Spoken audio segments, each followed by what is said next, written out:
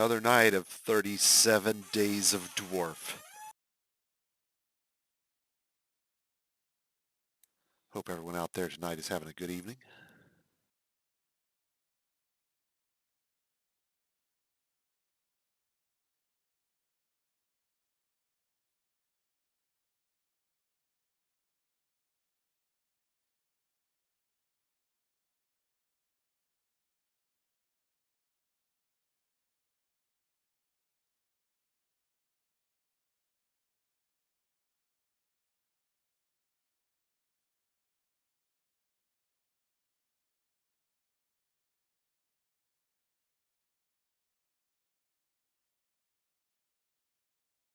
Give me just a second here, guys, and we'll get underway.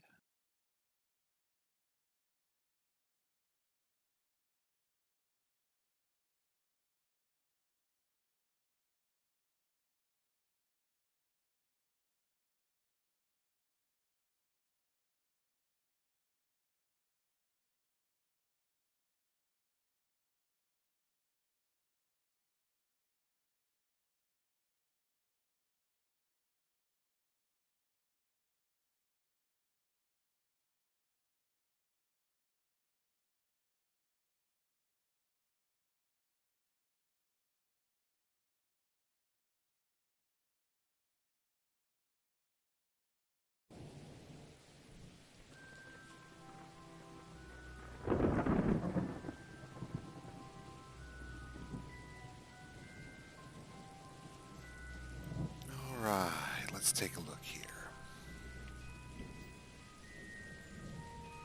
Still need to get our grade up on the fountain, or on the well. Still need to get our intake seal set up properly so that we can close this up.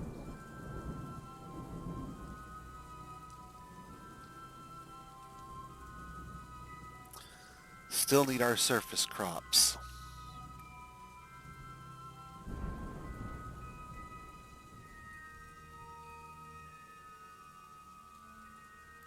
Bins.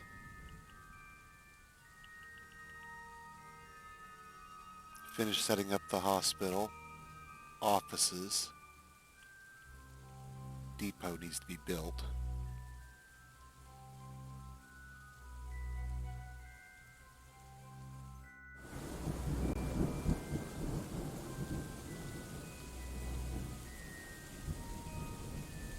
Something's coming, they just haven't got there yet. You can tell, incidentally, if you're looking.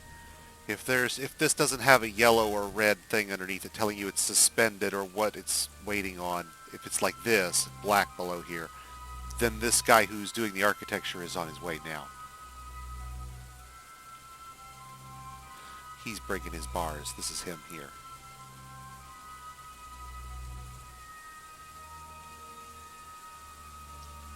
Now, there aren't an enormous variety of things that need architecture, but there are some. And there is some value to having an architect do your designing rather than just throwing it around generally, in the sense that your dwarves will get another pretty building to look at.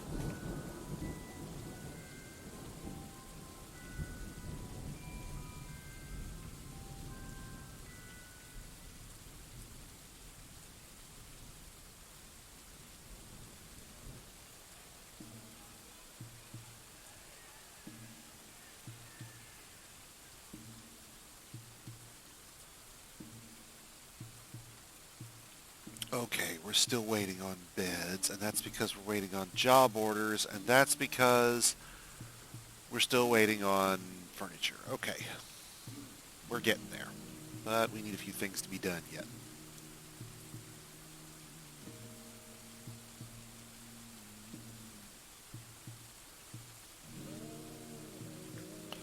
As I recall, we had exceeded the necessary value for our guild hall. We can verify that. Check the guild hall here and say, yeah, it's over the 2,000 limit, so our guild will be established. The guild hall agreement with the Abyssal Fence has been satisfied. Now, I'm not sure who asked Wisp Rasps is. Somebody who came visiting, I'm guessing.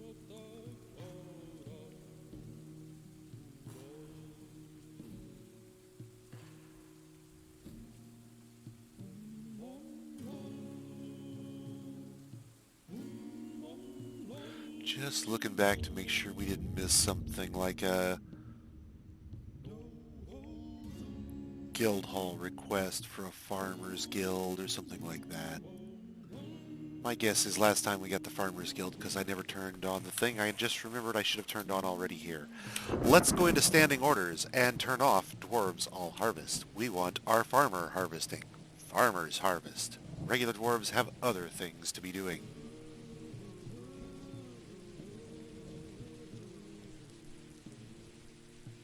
We're still going to need a guild hall for it because we've got more than 10 people who've gathered a little skill. They'll make a request here shortly, I suspect. Unless that has to be their major skill, in which case maybe not.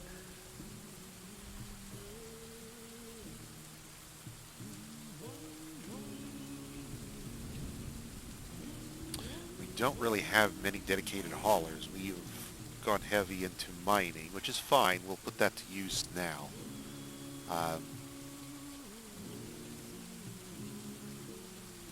Okay.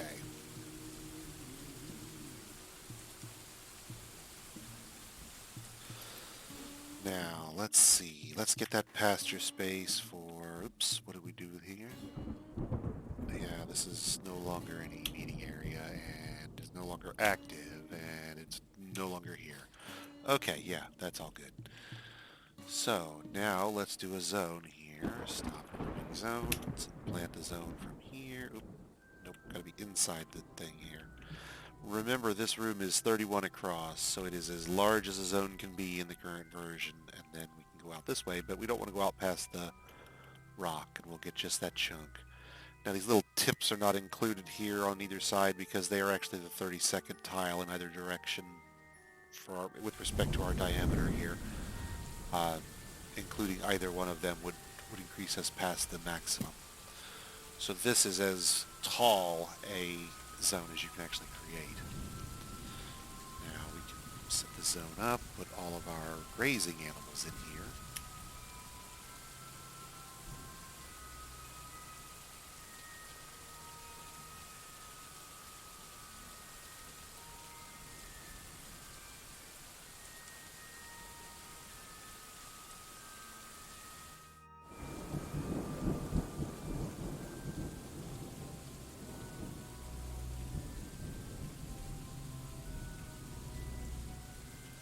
Not doing that with the dogs just yet. I think we're going to put them somewhere else.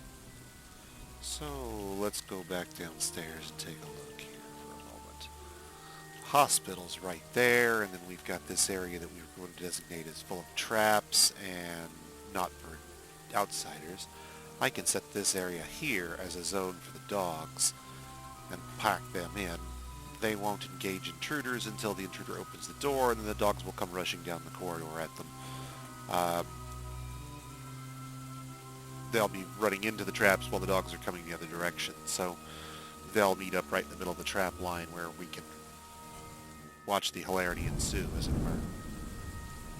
In addition, then, I can designate this as an area for the dogs and their training, so we can do all their training and pasturing in one space here. We can pull dogs out of this later if we need them for specific tasks by putting them out into a different pasture or putting them on a chain somewhere else. So I'll put all the puppies and dogs here.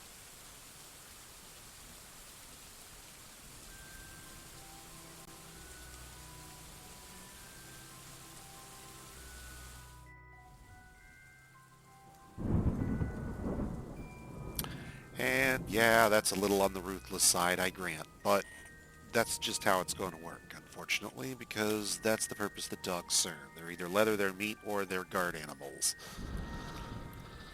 So, now we've got our guild hall, our temple, tavern, etc. That's all handled. We need to get our well done. That's going to need a grate and some mechanisms and a lever complex off of our hospital here.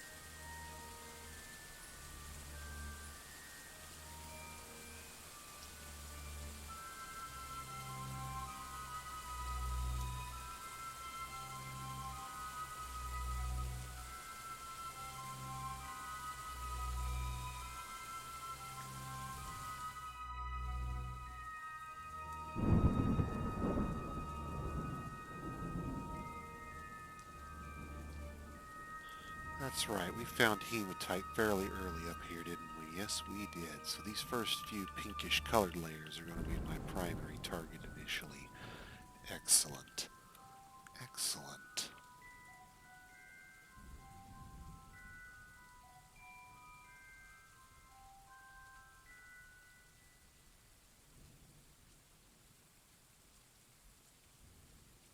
Now we're going to zoom out and meta just a moment here. We're going to assume that there's a block here and a block there, which makes all of this a block. And so right in through the center there is where we need to hit as best we can. Okay.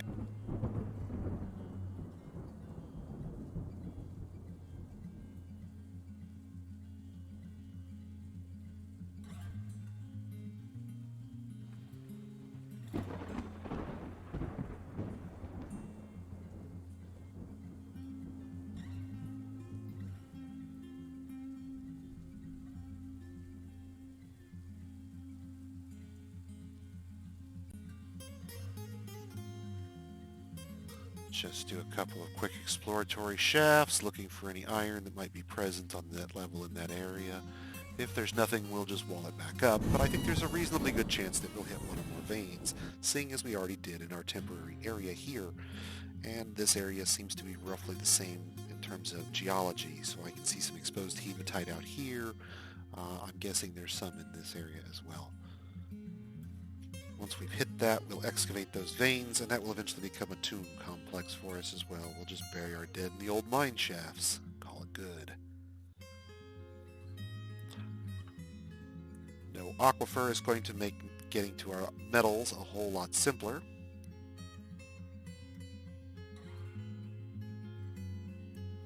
Upside of embarking on a volcano biome.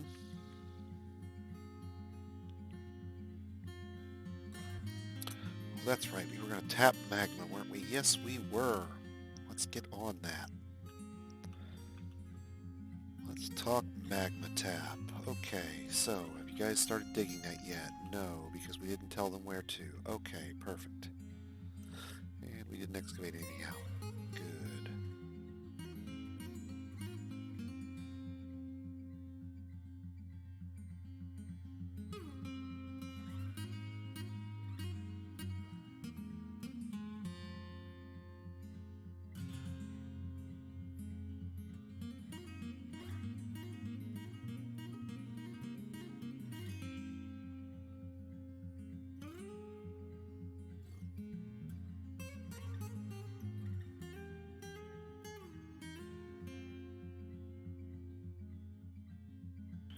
Okay, to start, that would get us 8 forges right there.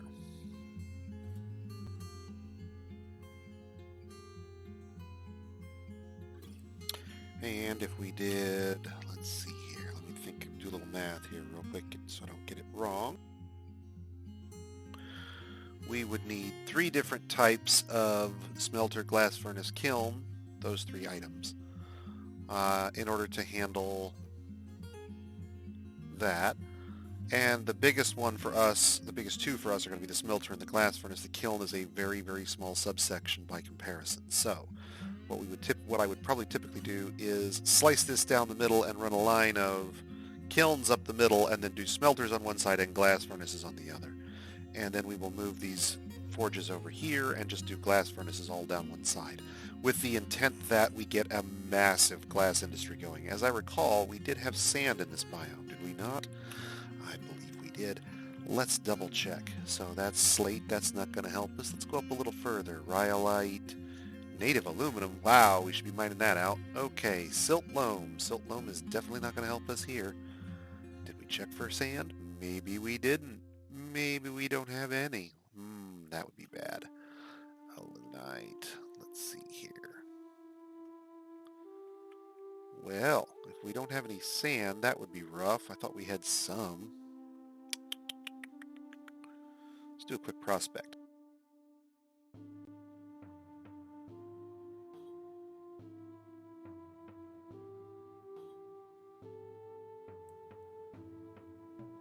Don't think loamy sand actually counts, so no, we're not going to run a sand industry here. That's a bummer. Oh, and here's what I had envisioned. Well, if we can't do a sand industry, then it's coins. The dwarven horde to end all hordes shall be mined and produced. That's what we have to do. Wow. Okay. Well, let me check. Make sure that's not...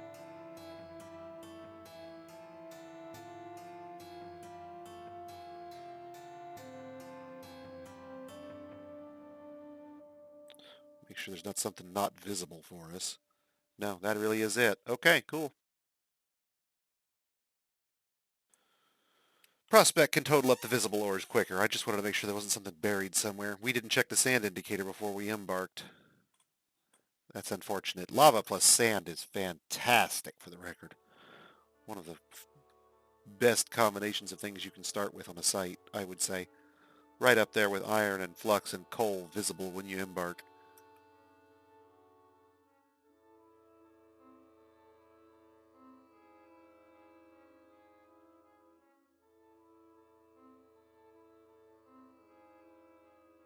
Now we'll mine out these little chunks here at the end, but we'll leave this where we can wall it up with one section, and then we've found at least one vein now that we can follow.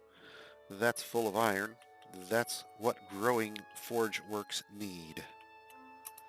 Our miners are coming along, and oops, I should have rolled those up, but we'll leave it alone for now since we're going to go back to doing forges instead of glass. It works out better anyway, never mind.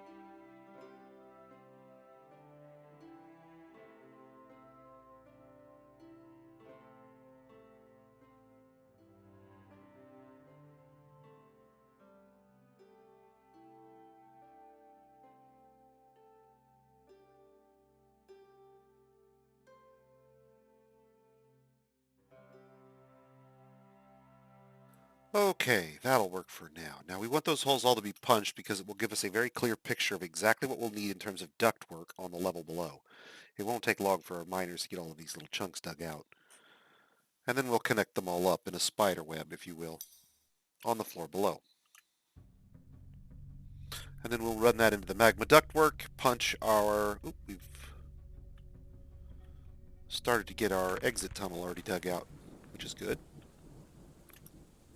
Ah, rain. Ha! I was like, what is the rain? These are chunks of obsidian that are forming on the surface due to the rain, plummeting down through the ground as they sink. That's what all that stuff going on over here is. Alright, look at that. Now, we've got all of our little ductwork dug out. We may add some more in a bit, but we don't have to worry about it right now. This gives us the general consensus of what we need.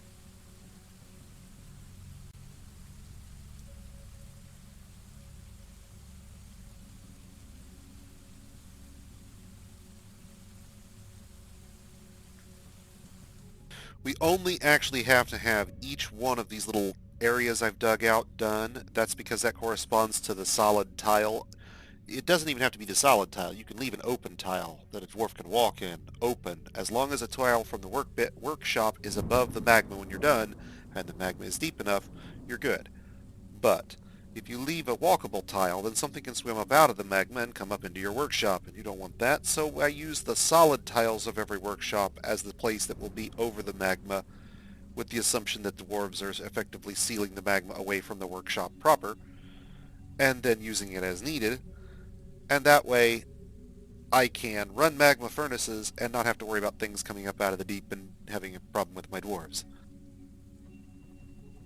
Now, if we continued this same pattern, I've got these 8 forges are probably as many as I'm going to run at once, normally.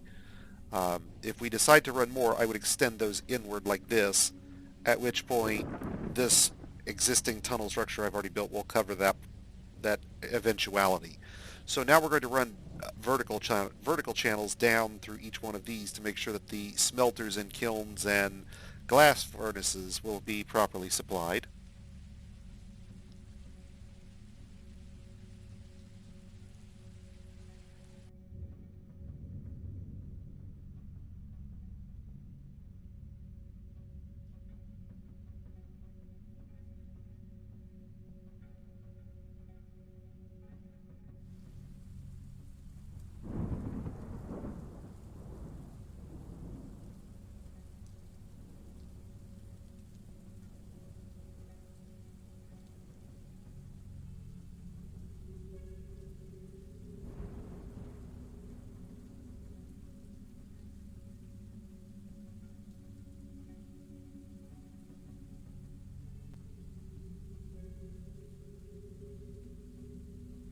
Now remember, we don't want the staircase to actually be connected, so I have to make sure that there's enough flow around the outside of the staircase that it's going to supply this channel over here reasonably well. We don't want it to take 3 days to trickle in over there, so we're going to spread this out a little bit. Not too large, we don't want to give it too much space to have to deal with.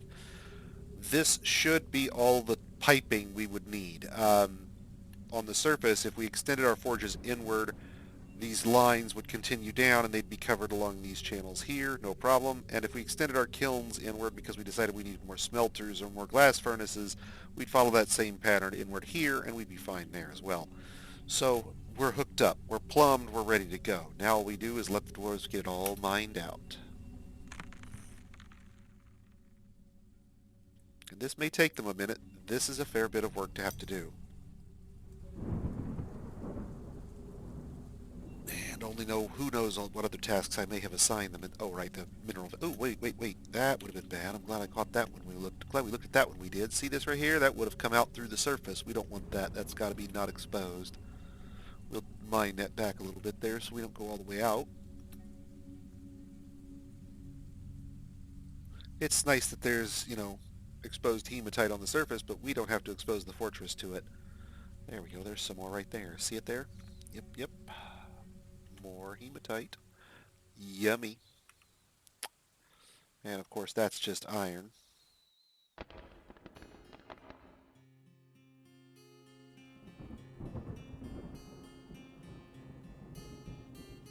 See here, you can see this is a cluster. It looks like it probably goes this way-ish.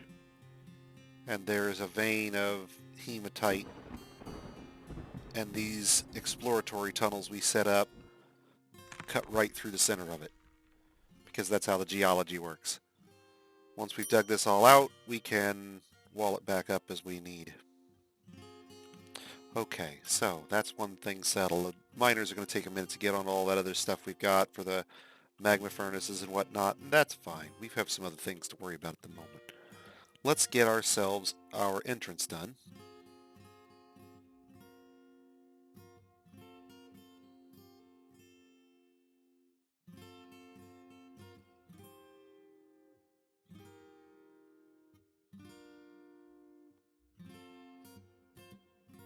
Ah, and another oversight reveals itself. We have not yet told our mason we need to do blocks, and that's because our mason is probably busy doing furniture. With good reason, because we really do want the furniture done for our grand hall, as it were.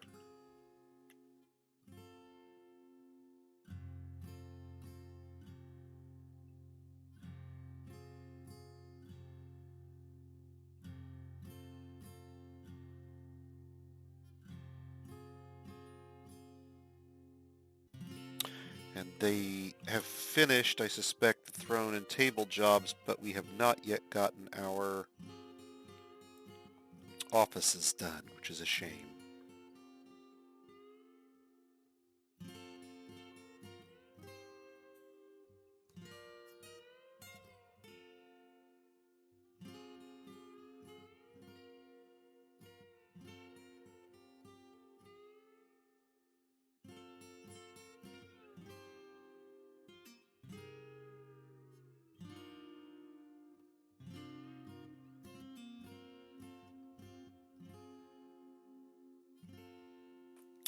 And a bunch of levers for our mechanics to get done.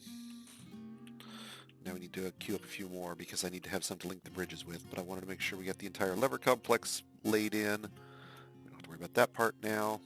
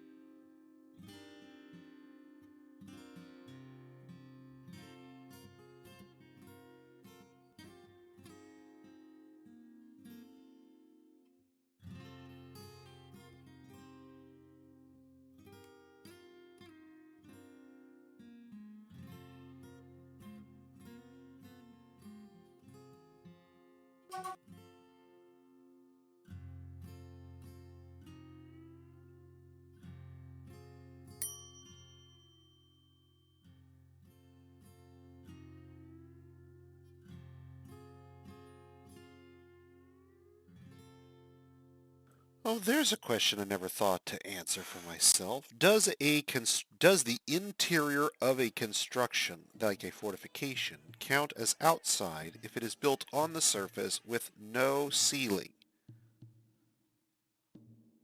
I bet it does, doesn't it? I bet that counts as outside.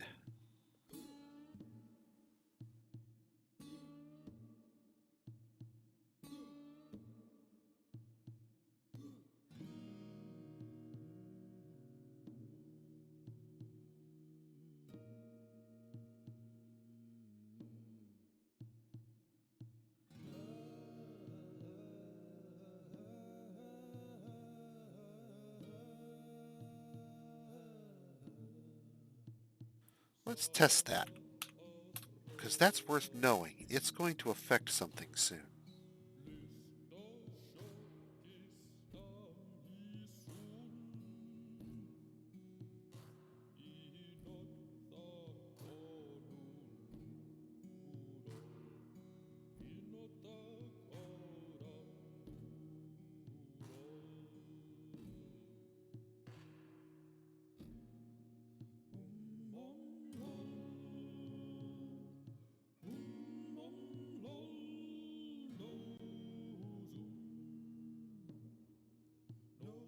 So it does.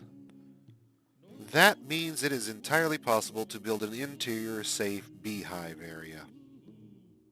So this area that we were going to wall off completely is just going to become an apiary.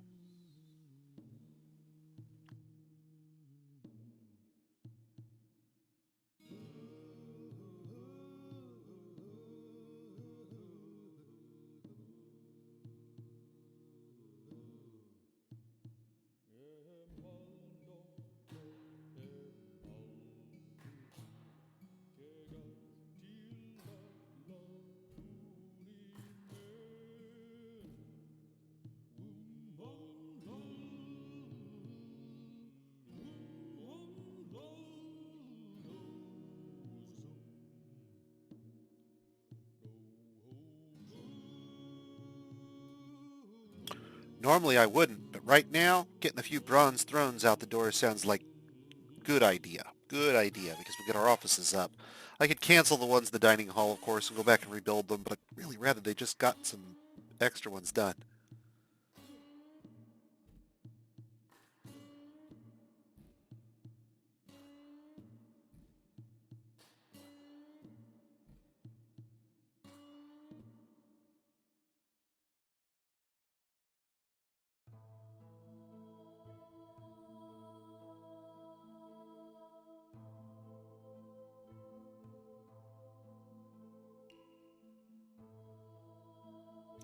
Okay, so let's stop and take stock here. For entertaining, no, you're out of here. Goodbye, Bard.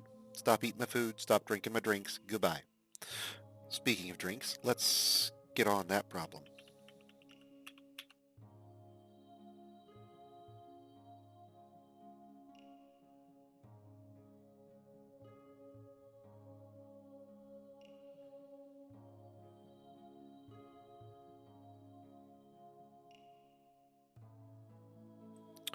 Get our brewers brewing.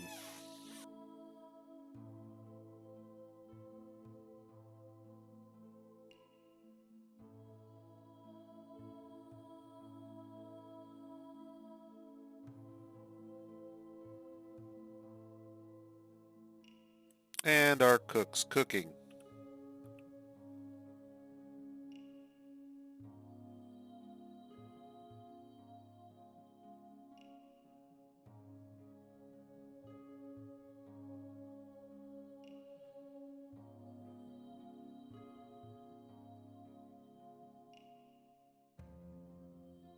Carpenter needs some work.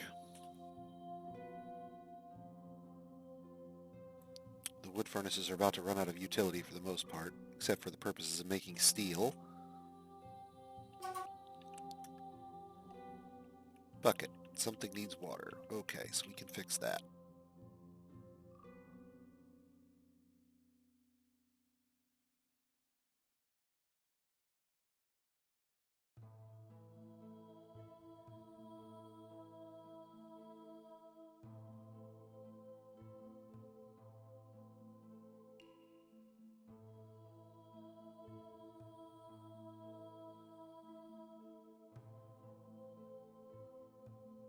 A couple crutches and splints and such probably wouldn't be a bad idea either while we're on this subject.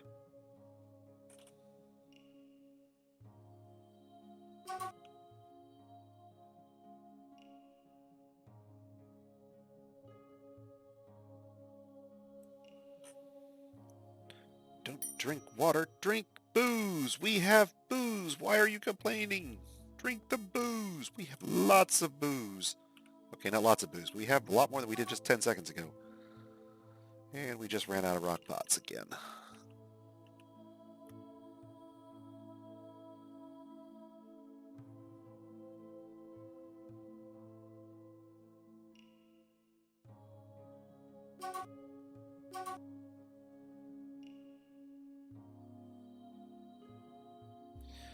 Need more labor.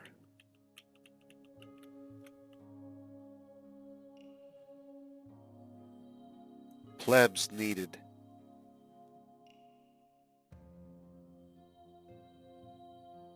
We've got cups. Mugs, mugs, mugs. Problem is I need to get these tables finished. Tables, tables, tables. Because they're holding up my offices, offices, offices.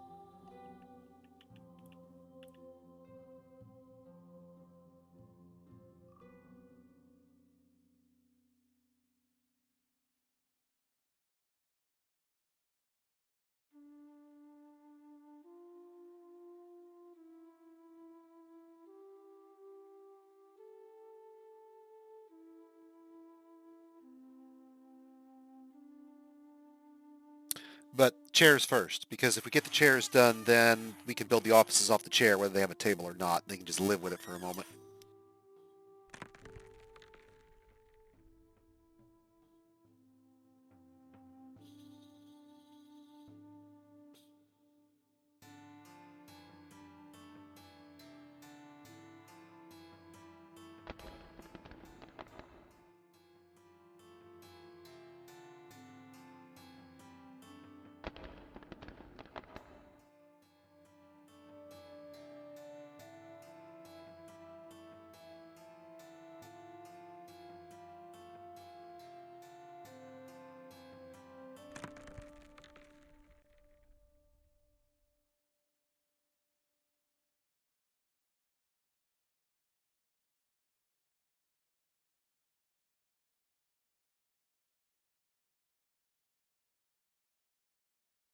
Chairs!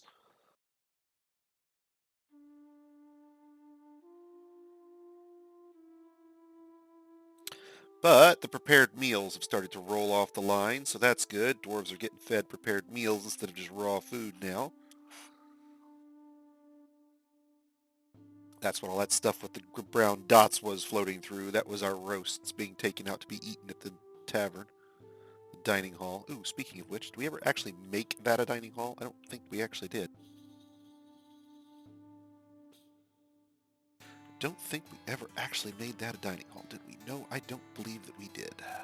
Nope, nope, nope, nope, nope. Nope, first things first. We gotta put in some doors with planning mode because we don't want to try and go beyond the space here.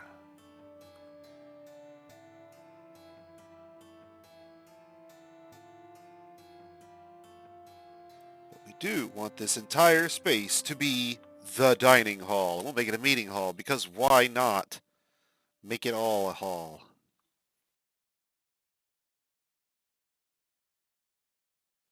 All hall. Yes, yes. I see it all now. Dwarf has claimed the workshop. Well, he's off to work. He's going to be one of our stone crafters probably here. He's off and running so far. He's probably not going to need too much. He's our first mood. Always feels like they start to one-up each other after a while. I need more ingredients.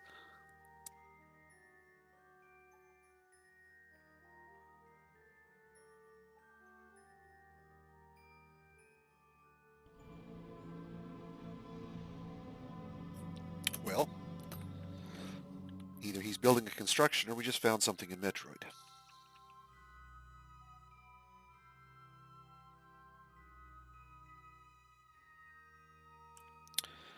"24 dwarves. Time to start thinking about bedrooms. By far, by far. Okay, so let's go one level below the forge and make them all magma heated. Why not? Why not?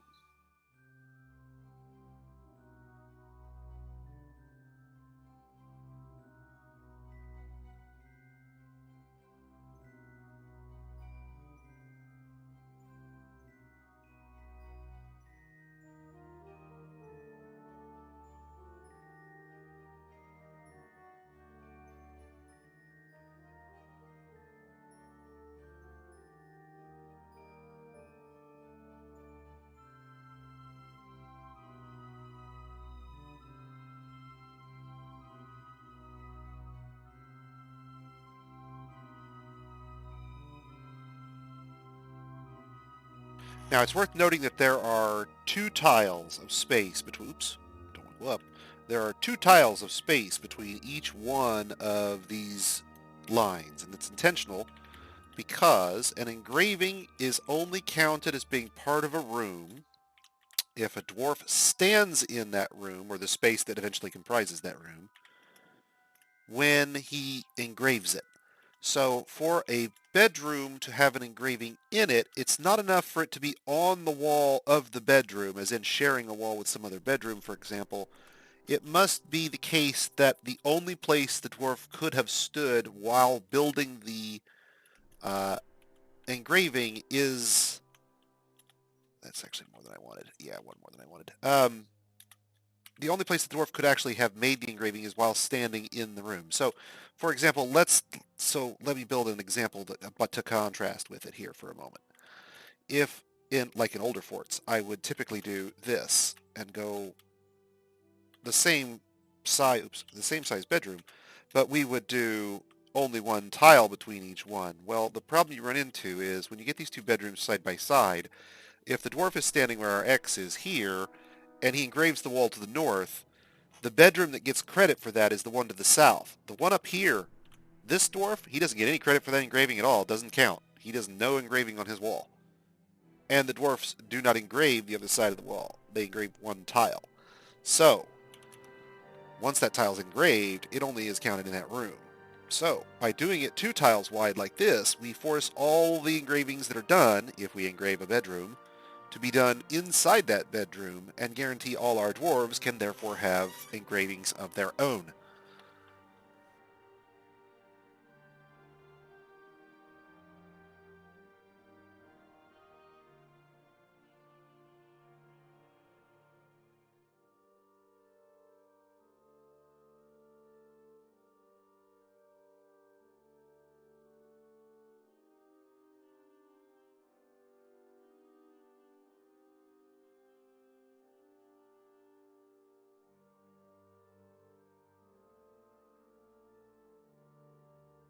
Everybody shout it back to me now. Make a macro.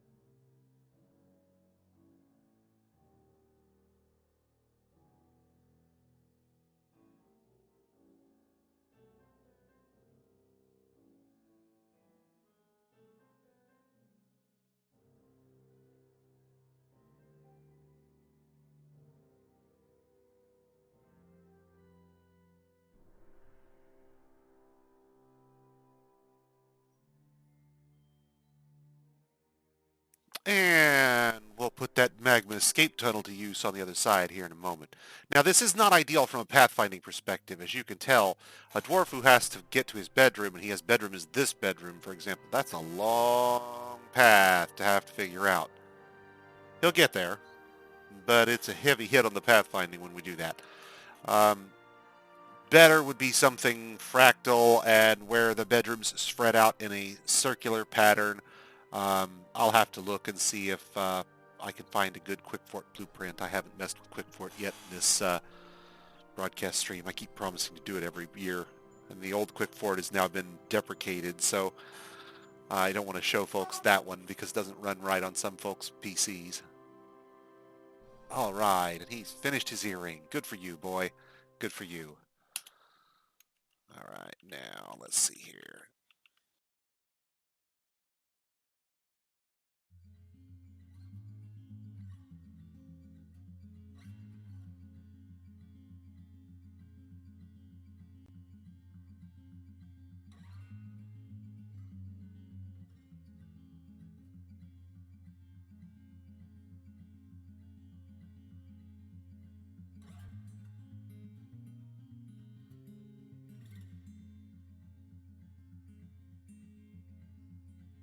So then we'll put a floor here, and we'll have a drawbridge that comes out, and then there'll be a smaller section of floor on this side that we will build up,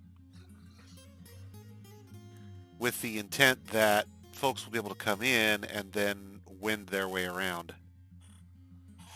It'll take a while to get this all built, but it's going to be pretty. Well, actually, no, it's going to look like a rainbow-colored nightmare, but bringing people in across is going to look pretty, and you won't see it under all the weapon traps we're going to build over it.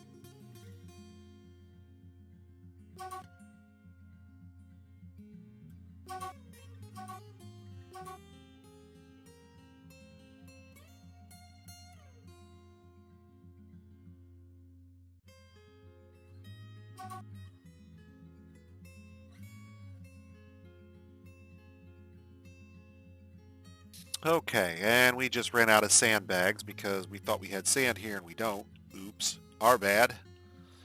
So, we're going to have some glass furniture, but then the glass furnaces are effectively useless to us now. So, we could keep a couple of them, but just like pottery, they just became kind of on the pointless side for the most part. So we're going to be running smelters heavily in order to smelt things back down and make more metal out of them, and we'll grind things up in the cycle, and we'll extend the number of forges we have outward because that's going to be the way we generate metal. Um, it's going to change things a little, but not drastically. You'll see what I mean here in a moment.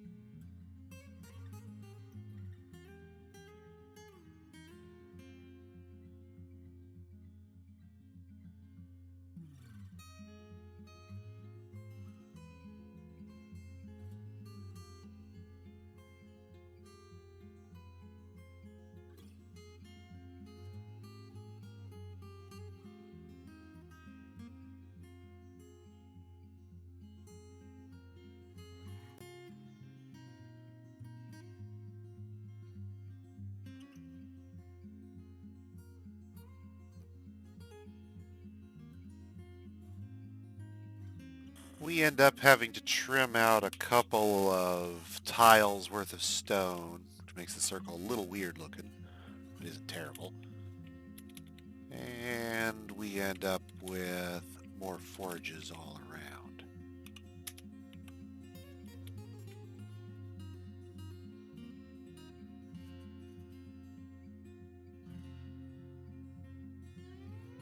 So we end up with 1, 2, 3, 4, 5, 6, 7, 8 forges per side, 16 forges running.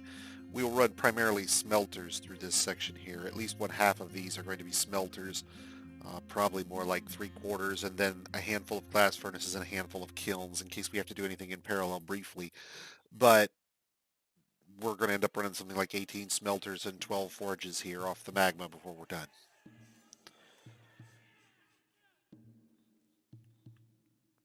The magma piping is arranged, so it's really just a matter of uh, time. We need to make sure that we connect up these extra channels. Not that we require it, actually. As long as the forge had this one tile underneath it, we'd be fine, but I like the symmetry of having the dual channels. It lets me know what I was building there in case I forget later.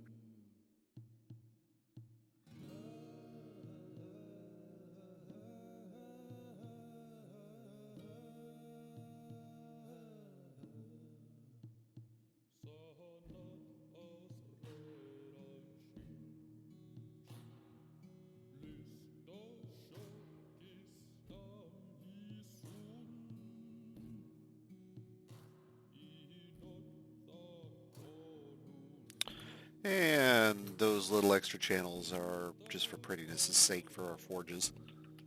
Makes it look like both sides are covering magma. I'm picky that way.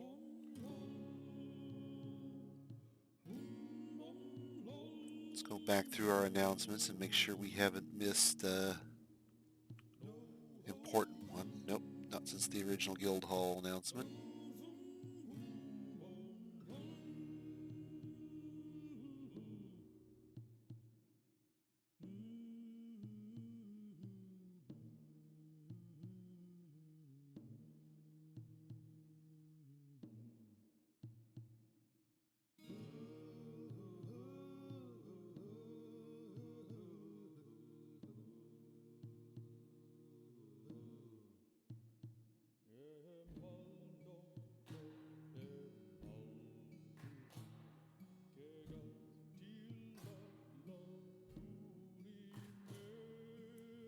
Okay, go back to our forges.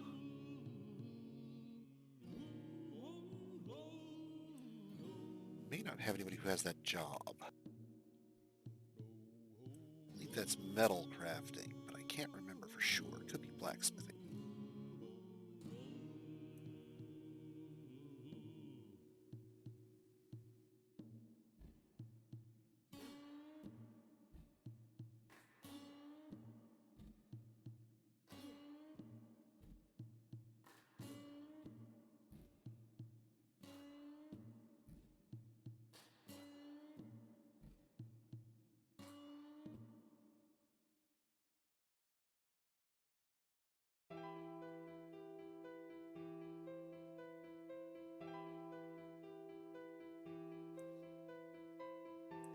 We really just need more labor is the real problem we're running into at the moment.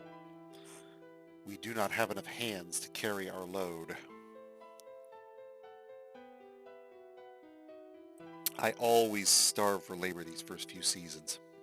I want so many things to be done. It's probably better if you stick to a smaller pattern, generally speaking. But magma's right there.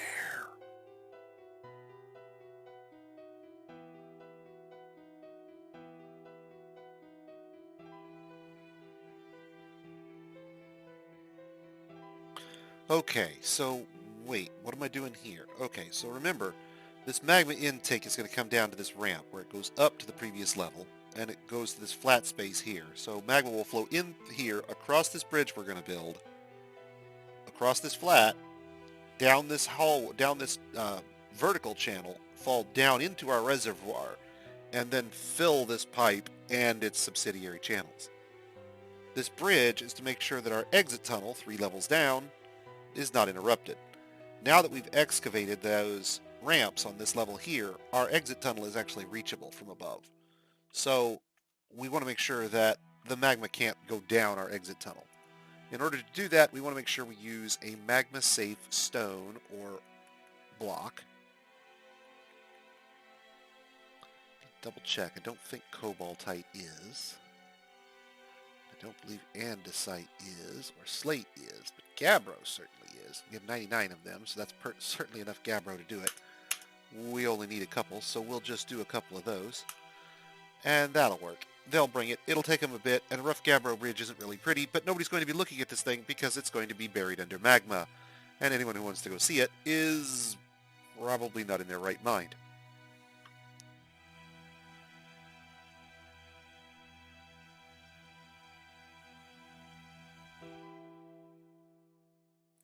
Now, what we then need to do, once we've got this bridge built, is make sure that there's nobody going to be in this chamber down here for any reason whatsoever. So, we forbid all the stone down here, we forbid all the ore down here, or we get rid of it, move it down somewhere else, or whatever we've got to do. But we get it out of here, or we prevent our dwarves from wanting it. Because we don't want anybody to come down on this floor for any reason. Once we start pushing magma through it, it's just a death chamber.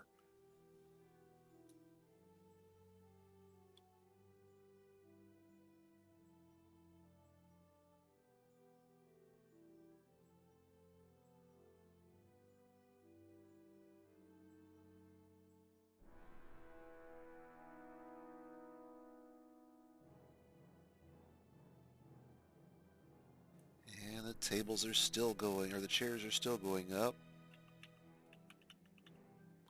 Still no offices yet. I need one office to get the manager up, guys. I really don't want to have to double up on my rooms briefly, but I will if I have to. Screw it. I need it for a moment.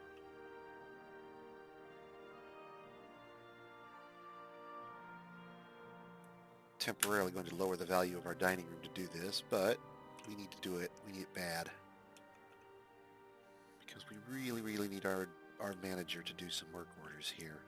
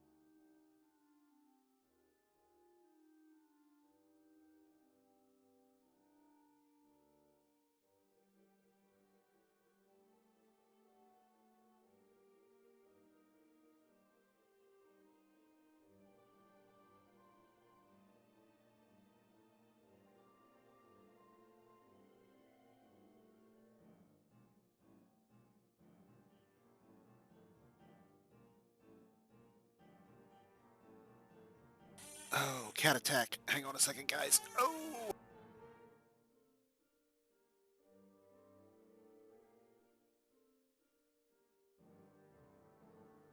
My dear little shadow has made it known that now is the time for loving.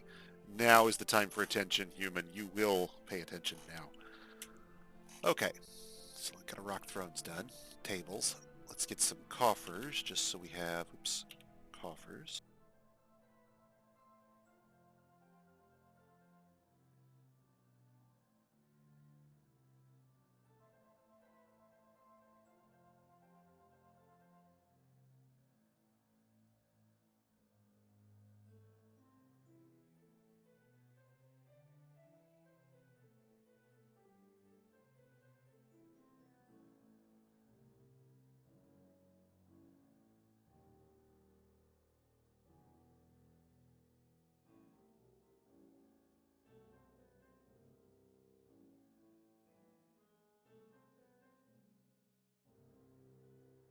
And we probably don't need as many as we're making, to be perfectly frank. So we can either get rid of some, atom smash them, or sell them off gradually, whatever, until we keep just the ones we want.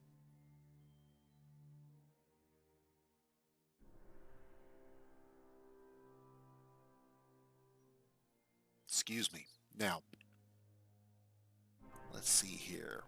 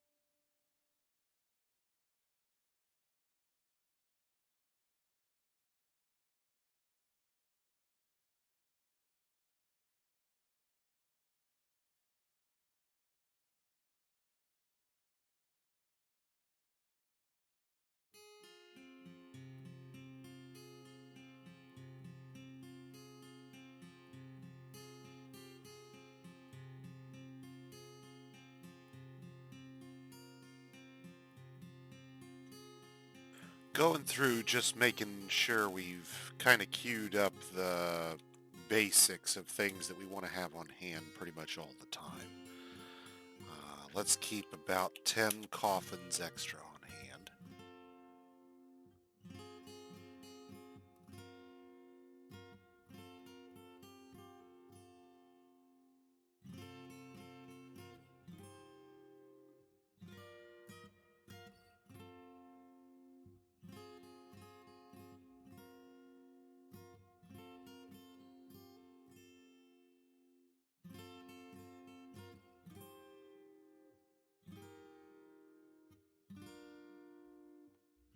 Now I'm queuing up 10 of those, but this is not a repeating job. I want 10 of those and then they're done. So we're just going to put that at the top and have them finish it.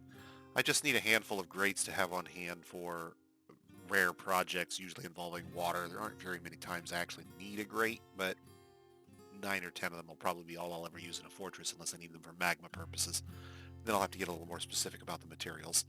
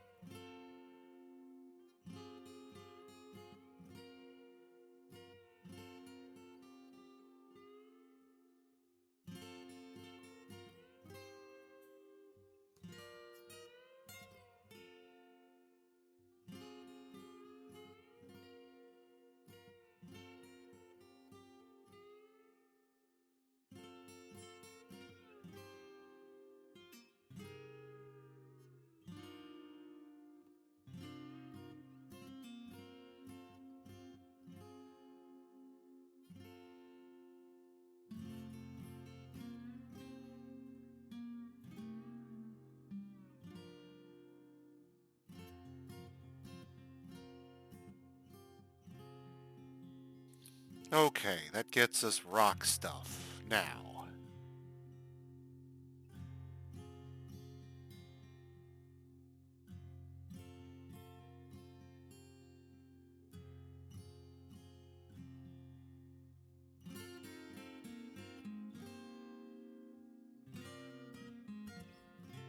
since our smelters will be no longer requiring refined coal, we can actually remove this condition because we don't need it to smelt hematite ore any longer.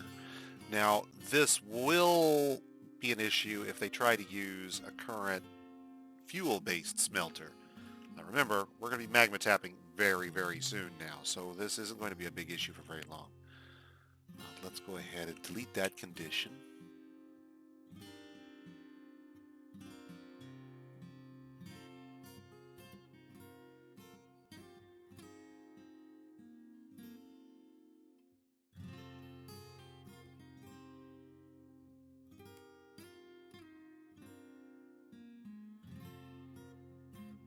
And as before, the goal being to, before we do much of anything else, we'll chunk a bunch of coins into the bank, as it were, and save them.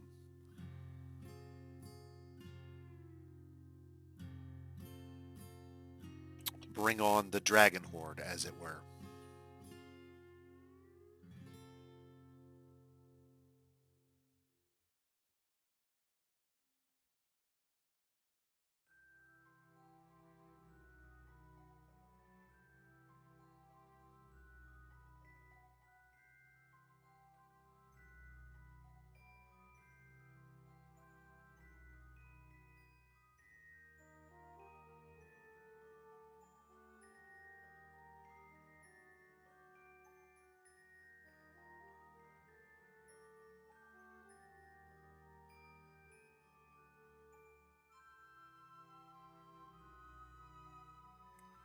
Gonna have to make some more statues here to make this line up. That's okay.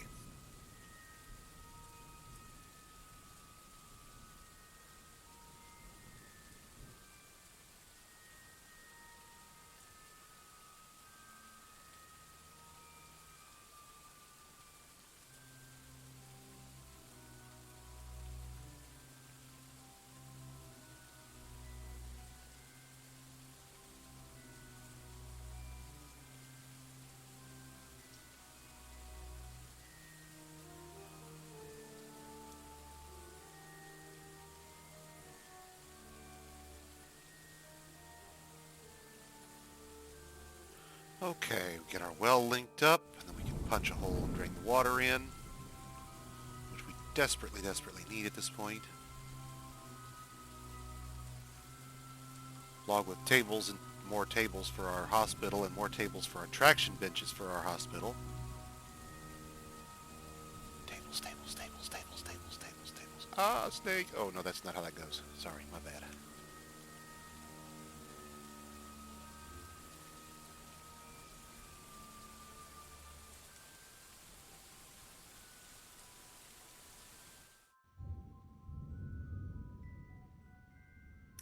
Again, the rain dropping chunks. It looks like, we'll see if we can catch one. This is probably just smoke, but because it's probably already gone past. A magma crab, steam and open space.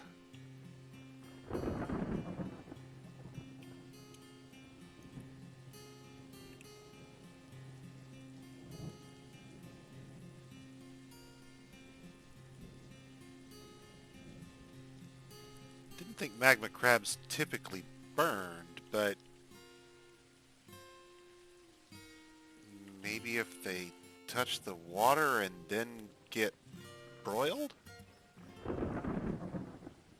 Wow, do magma crabs swim up to the surface and get broiled if they get rain coatings?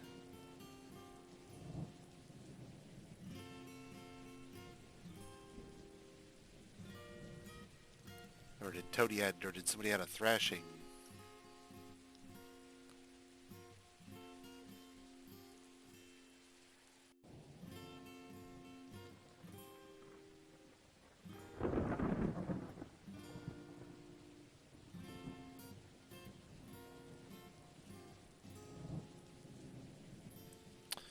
What do we have our manager doing besides managing? We had him doing something else too, didn't we? Architecture, I thought. He's eating. Well, let's follow him around for a minute. Spring has arrived.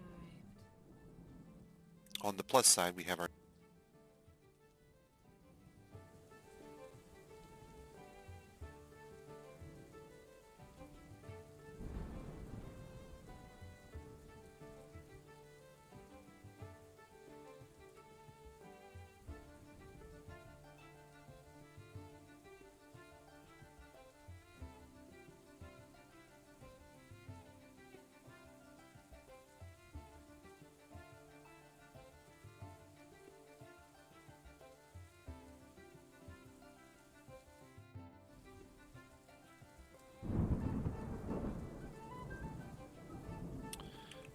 A few doors wouldn't be a bad idea to have on hand real soon.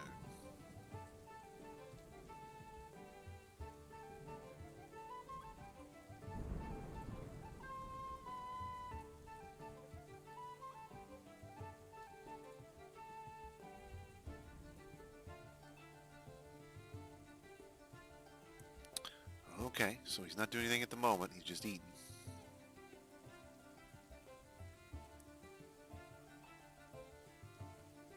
And he's off to socialize. Did he finish his work orders?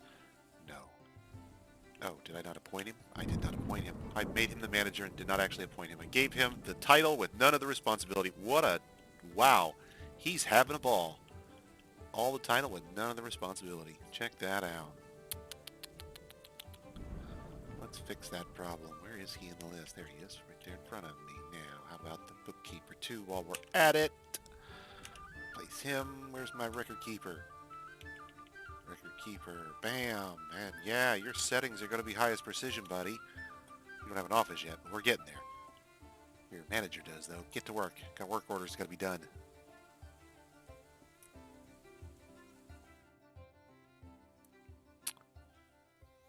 That ain't normal government operation, let me assure you. Been there, done that. And that ain't how any government you've ever seen operates. That's typically what happens when somebody when the owner hires in their nephew. The VP of R&D in a company that does no research.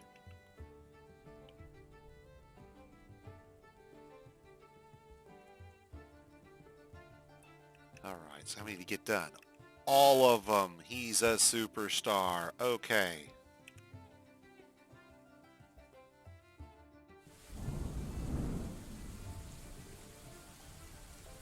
Usual foul-up for governments is one branch or office changing something that some other branch or office depends on and not bother to tell anybody they were planning to change it in the first place. Usual issue is just communication.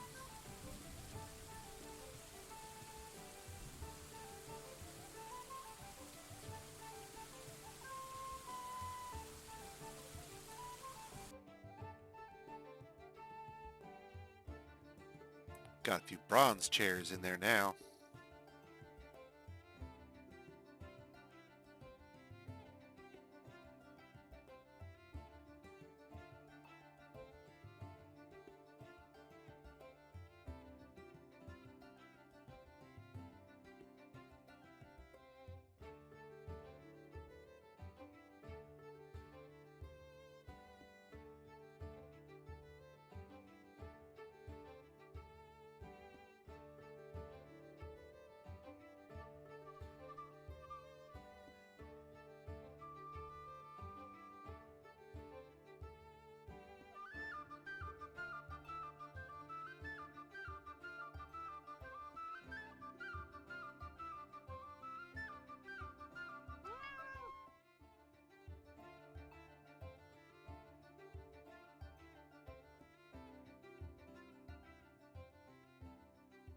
And that's plenty of reproductive power behind our cats now. So, drinks and food. That is something else we can add to the queue.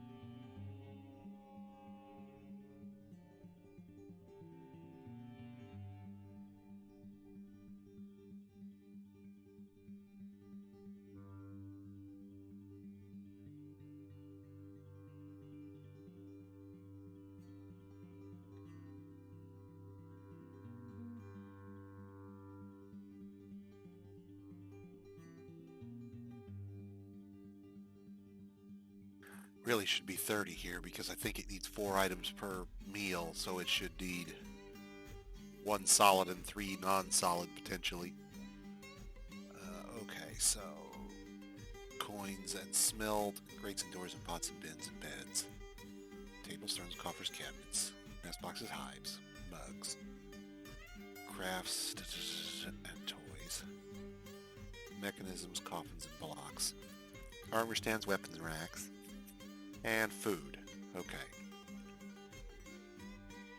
Now we've got a good set of basic work orders. Get our manager back over here doing a little more approving. Bam.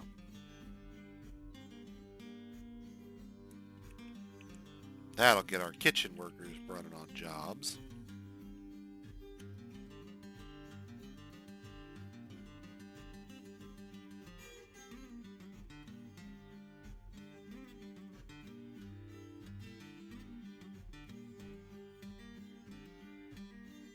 Let's verify this seals the way we want it to with a quick lever pull.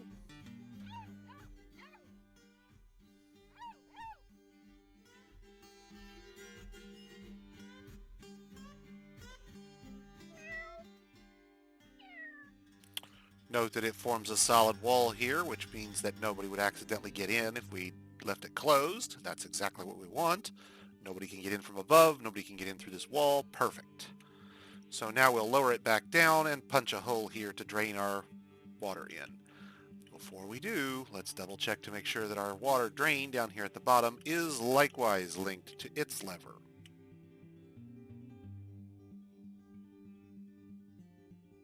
And that it as well functions as a raising drawbridge and not a retracting drawbridge, that we built it correctly and that it does what we want. Build, test, implement. There we go. So, now you'll notice that it didn't retract away to nothing, it simply raised up to 1 tile wide, and that's exactly what a raising drawbridge should do. So now we know that one works perfectly, we can leave it raised, we don't even need to mess with him, he's perfect. Let's go back up, make sure we lowered the other one, because we don't want to splat any water by accident. No, so we need to put that one back down.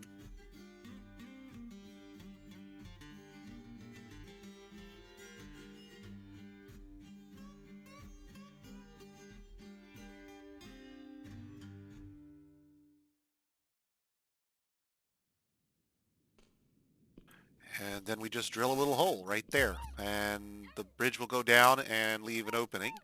A miner will come along here momentarily and get it opened for us properly. I'm hoping the bridge happens first. There we go. Miner comes in, water flows in, water... Oh, we didn't put a grate on it. That was dumb.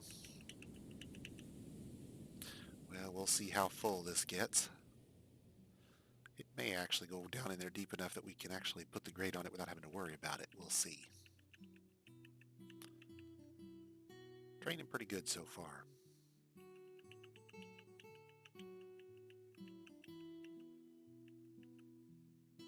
Doing good. Got a lot of filling to do before it fills up the well. Now you'll notice the water coming in here holds its pressure, it's a 7 until it gets right over here where the trickle starts to backfeed it. The further you have to go away from your pipe. Oh, you know what we didn't do here that we'll have to do? God, I hope it's not a problem, but we'll see. We didn't do or we did, but I think we undid it at some point, is we screwed up our pressure regulator here.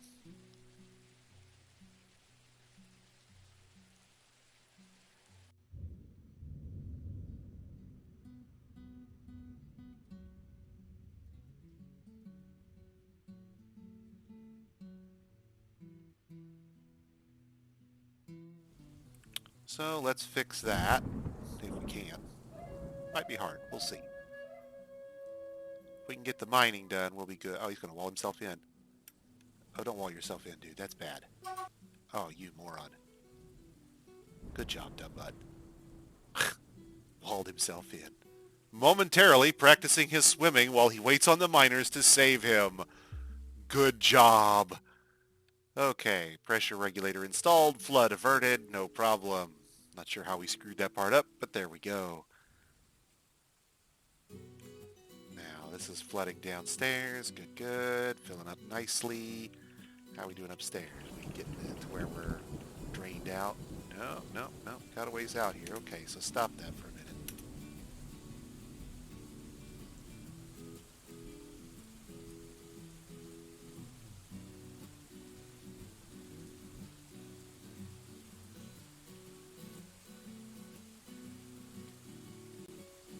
Okay, pull that lever once to cut off the intake.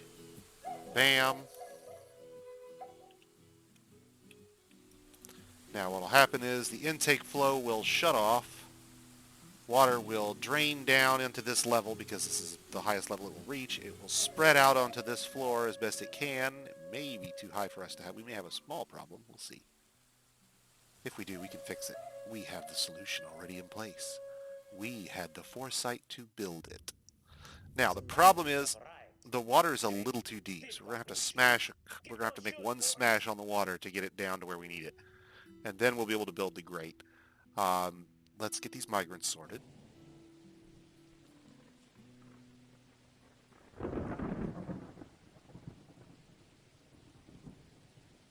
Finally.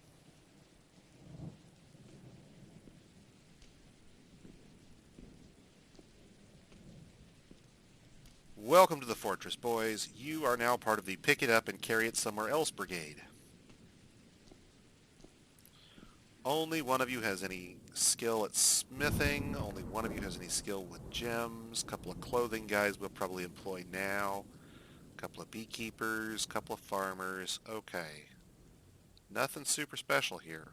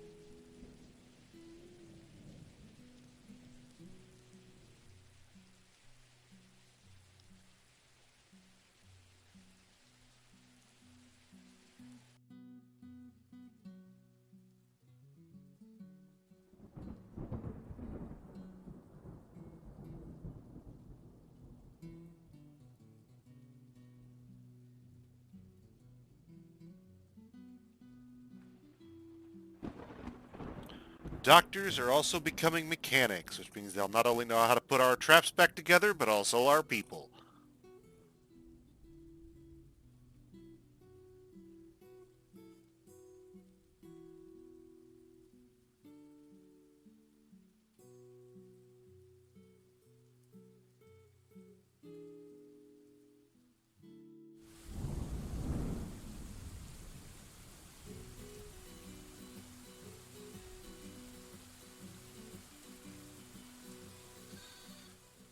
And we'll build ourselves a little further out there.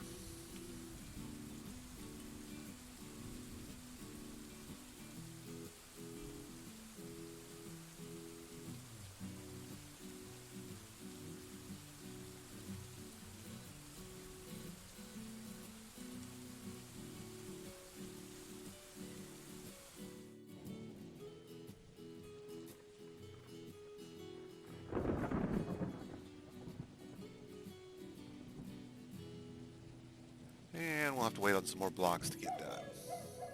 We're getting there.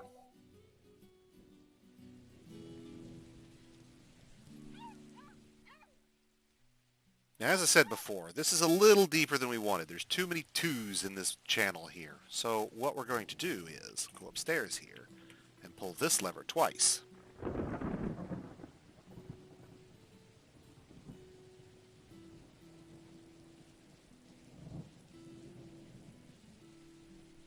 Which is going to cause this bridge to crush some water out of existence.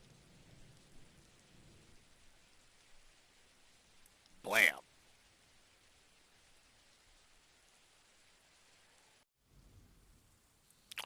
Now that that first chunk of water is drained, the capacity to replace it is necessary, this water will drain out and we can put that grate in that we've been needing to do.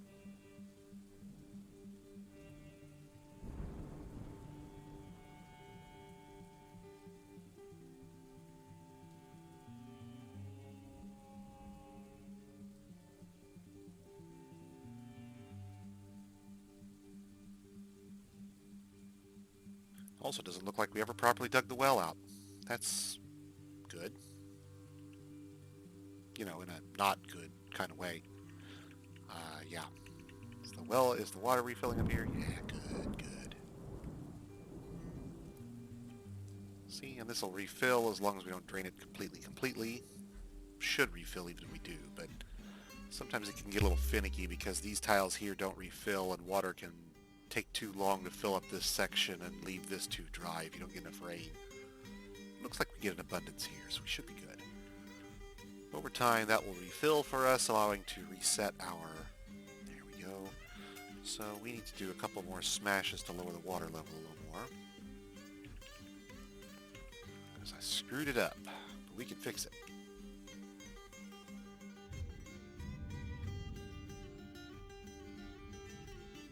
Started filling it a little too soon. We weren't quite ready. Bam. And that should have smashed out another level of water. There we go. Now we can drill the holes here.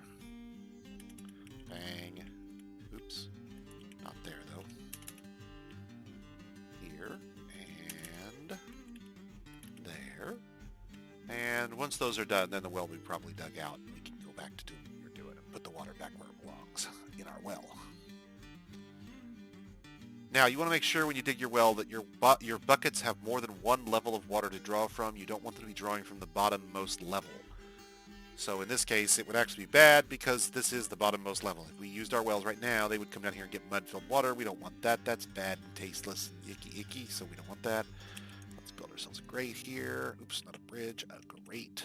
And then we slap that bad boy right over that hole. This is the other thing we needed to do, and I'll save the magma save gate. Grate, we'll use a nice slate grate, and our slate grate will deal with it for us. Someone will come along once the grate's in place. I have one other thing I want to do real quick. And this is less important because realistically it shouldn't matter. But I always did it in my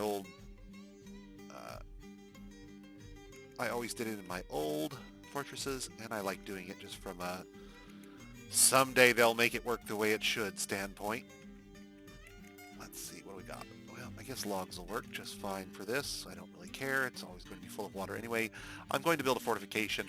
I don't believe the fortification here will actually help us in any way because the reality... We're going to make one of, I'm hoping he'll stand on the left. We're going to watch this because if he does it wrong, he'll stand in here and lock himself in this little tiny grate chamber and we have to let him out.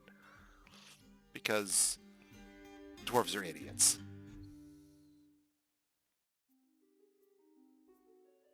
Will he do it right? Yes, he does! Okay, let's designate an area for hiding. Actually, and forbidding first. Let's forbid all of the stone and ore in this well. We do not need or want anybody picking up whatever miscellaneous crap might be floating around in there. Likewise, we're going to turn on the hide feature, and we're going to hide it all so that nobody is seeing it and wondering how the hell we can get it out of there. And the hide applies to us in this case, remember, not to the dwarves. Okay, so having hidden all that stuff, we can't see it, but they know it's there if we ever needed it somewhere down the road. But it's forbidden, so they won't ask about it in the meantime. So if we need it, we'll go looking for it, we'll unforbid and unhide it, and they'll know where to find it. Or we'll at least unforbid it, because they can handle it when it's hidden. Now, that done, we can go back to putting water in the well. And that means pulling this lever to let the water back in once more.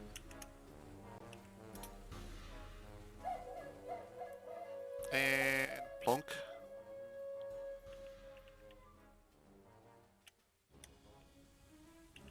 The bridge should go down again, and water should once again flow into our catch basin. Now, It doesn't have quite the pressure it did before. That's kind of unfortunate because we've had to, drain a bit of it. That's kind of a shame. But it should be enough to get partial fill on the level above this, and that will keep our dwarves from pulling water off the bottom of the well. May take it a minute though. As you can see, the pressure is down because we have drained out so much water from above, and the catch basin is up there, is basically the catch pocket is basically empty. We're getting there. Just slow. Need that rain. Need that rain to land in our well. Now, it's worth noting, widening this does not help us. Widening this does not help us at all, because the only tiles in Dwarf Fortress that will catch the rain and actually build up a depth of any sort are the special pond tiles on the bottom of the pond. Once they're removed or replaced, or if you widen a pond out, all of those dirt tiles that remain do not catch water from the rain. The pond tiles are the only ones that do that.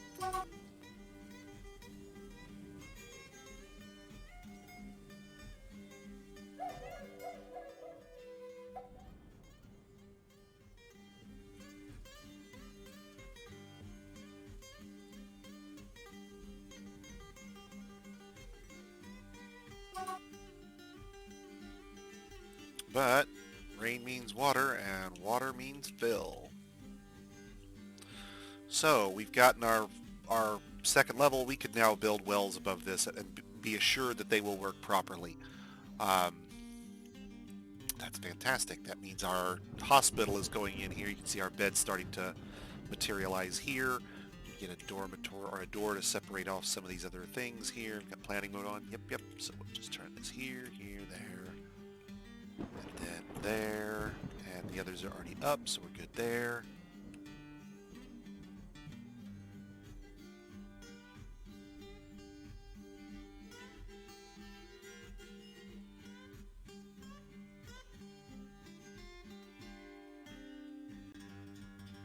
And that is now a dormitory, so our dwarves have a nice cleaner place indoors to sleep with a higher value than this slum pile out here.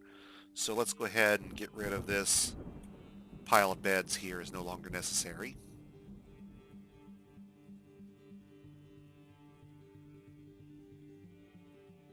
Once they're removed from here, they'll immediately be dragged downstairs and put into the hospital if the hospital needs them, and if not, they'll be stored. We don't yet have a furniture stockpile. That's probably next on our list. Now,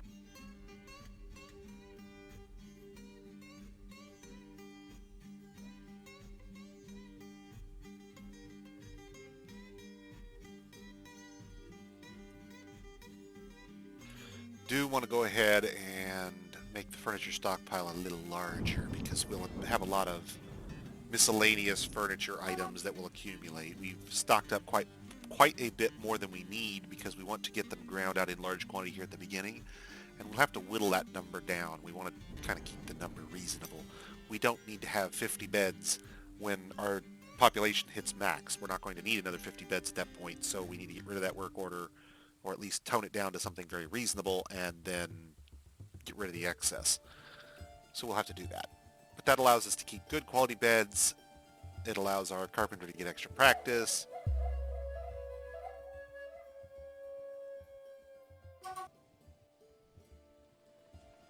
And they have ground through our food and produced a huge quantity of... is our office done yet? We keep saying we need an office. I keep saying it because it's true. We need an office for our record keeper.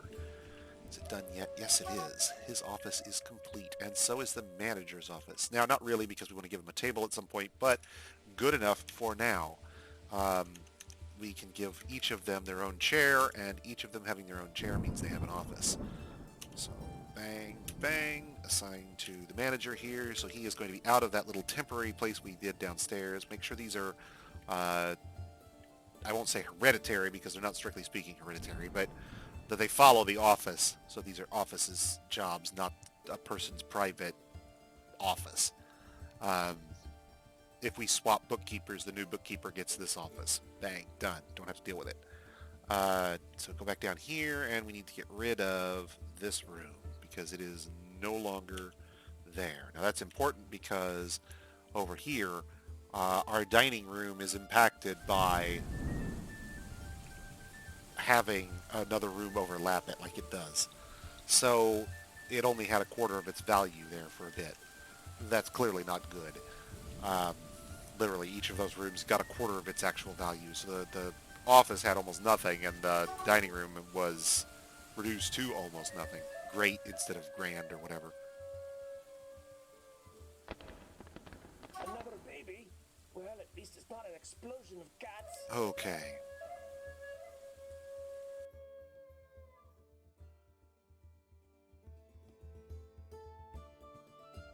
Out of here, Bard. Go. If you ain't building something, you ain't useful to me.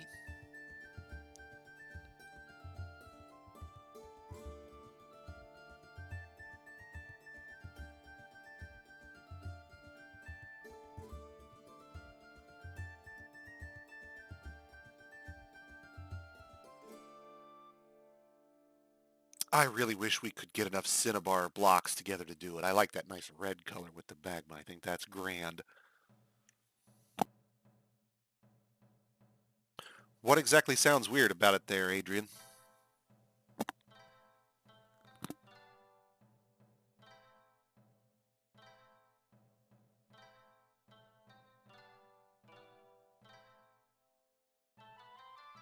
Well, that might be the particular song, because this one is a little tinny.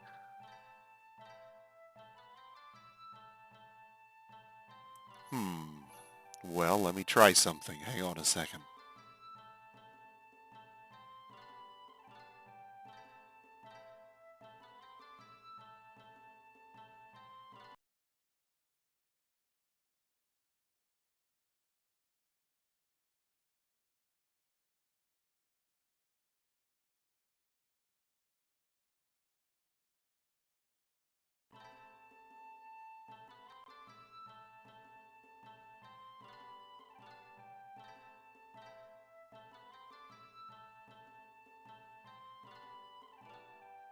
Well, it's entirely possible that it's the relatively basic headset that I have. Let me turn down the...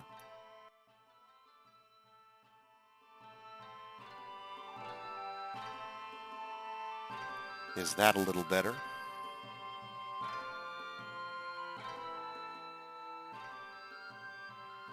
Kind of overtopping a little bit there for a moment.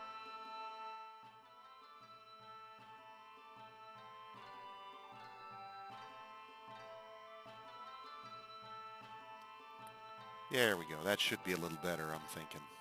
Okay. Sorry about that, guys. Thanks for the heads up. I didn't notice I was touching into the yellow there.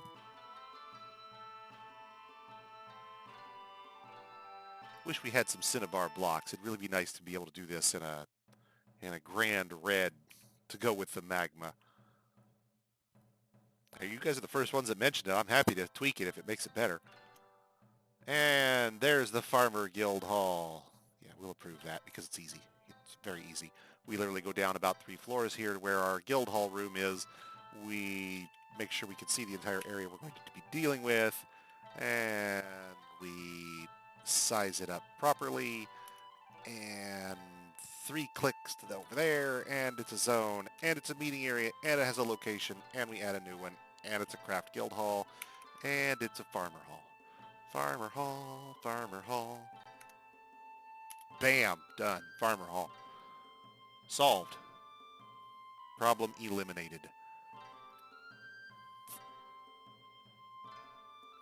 It's a moment like this where I wish I could had a camera for the cat here. You guys had... She's all crawled up on my lap and fallen asleep here. The Guildhall agreement with the Born Rag has been satisfied.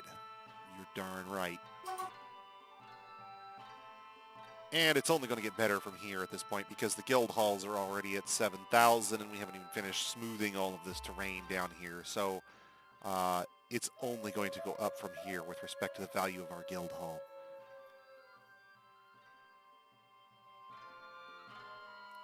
Now, we only gave ourselves 1 engraver and we really should have a couple.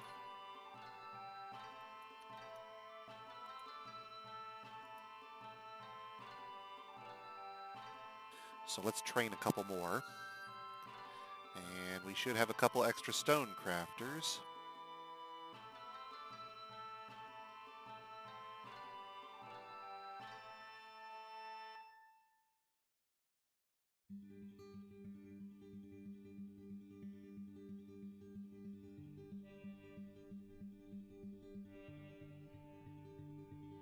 And we're going to need a couple more masons.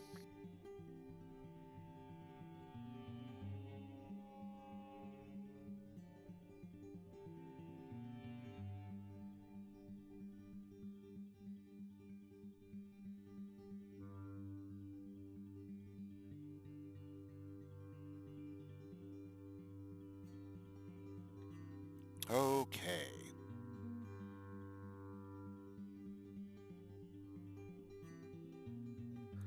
Now then, let's see here.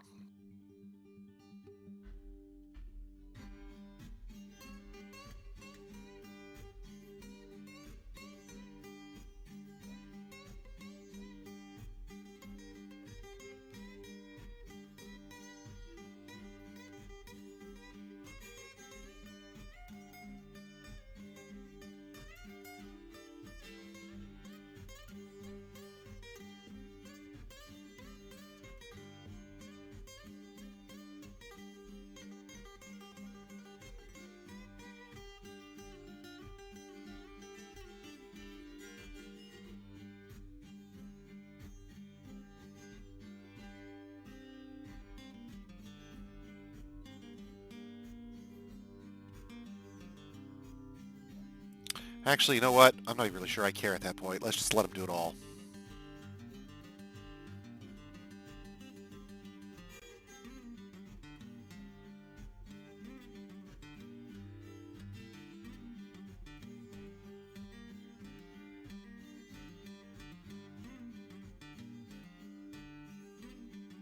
Which now reminds me, I believe the criteria for beehives is that they must be adjacent to a tile that is outside. And as we just demonstrated, fortifications on the surface, if not roofed, do count as outside. Therefore, we can get an outside tile directly adjacent to all of our stuff with a handy little trick.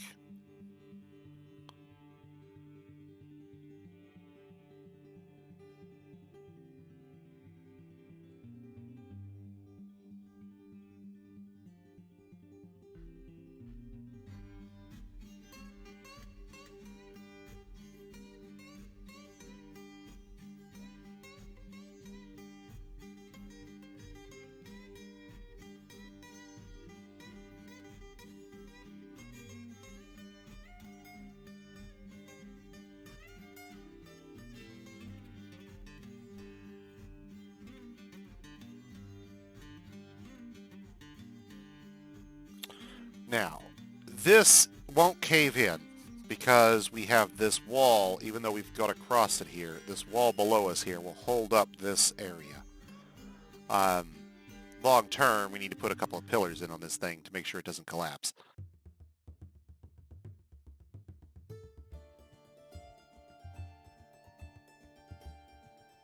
Let's see what's being stored here.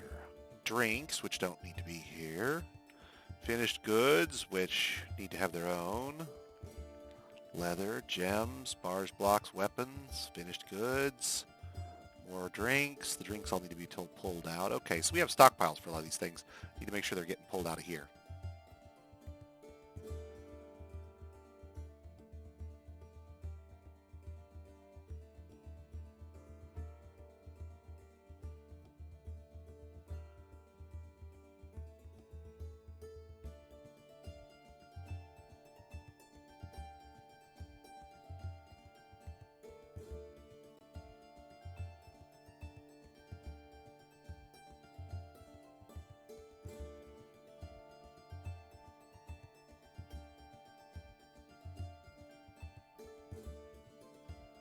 We'll just move all the finished goods into this one stockpile.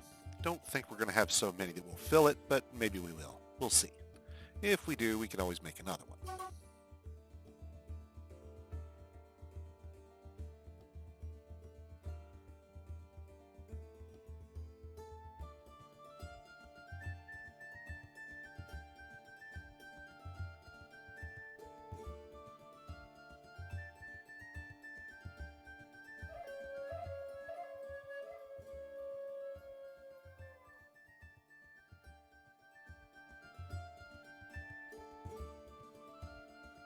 Just wanted to see what we'd end up with if we did it now. We'd get a block and we'd get a bucket, but we'd be wood. Yeah, okay, so we can do better. We can do better.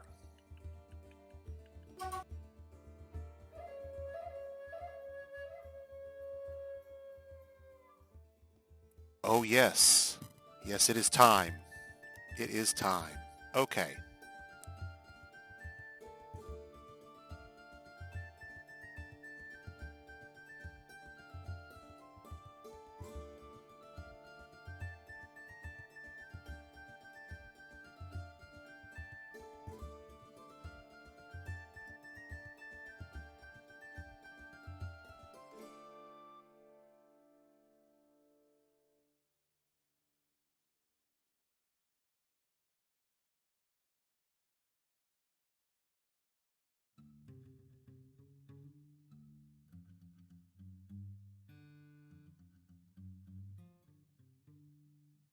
There we go. Sorry. The stuff in the stairwell, of course, we still have access to. All this stuff outside, I don't need it. I don't want it. It can just stay where it is. That's fine, but I don't want my dwarves coming to get it.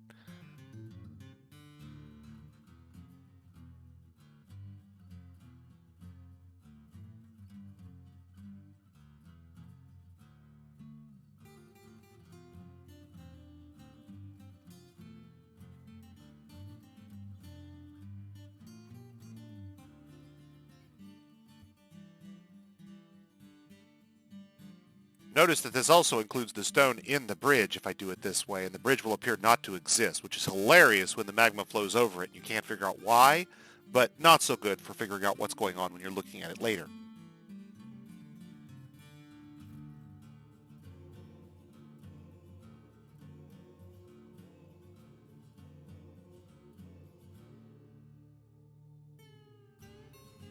Now, with that done, we're ready to tap this bad boy. And we do that by simply digging out this wall. No, I'm kidding. We don't do that. Because then they'll come down this hallway and they'll do it the right way. And we don't want them to do it the right way. We want them to do it the clever way. So what we'll do instead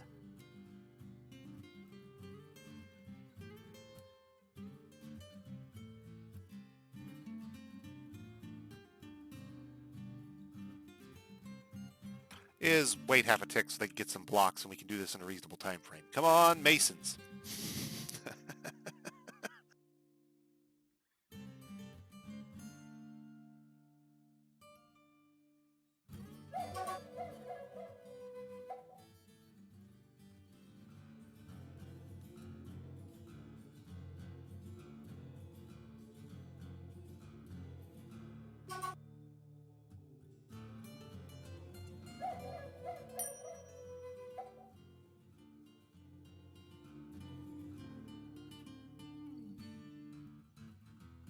So I hope everyone's weekend got off to a good start this weekend. Yeah? Okay, now's a good time to check on that construction.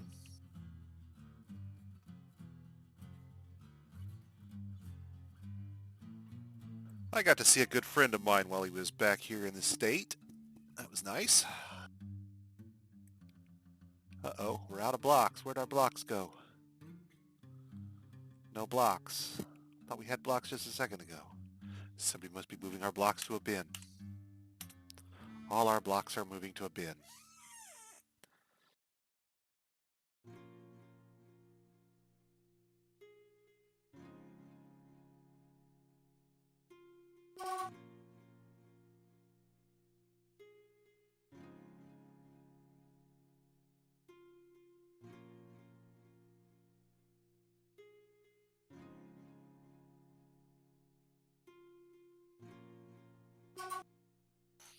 See, and I don't even do that until after I finish my stream, so you guys don't get to do, Thanksgiving with me.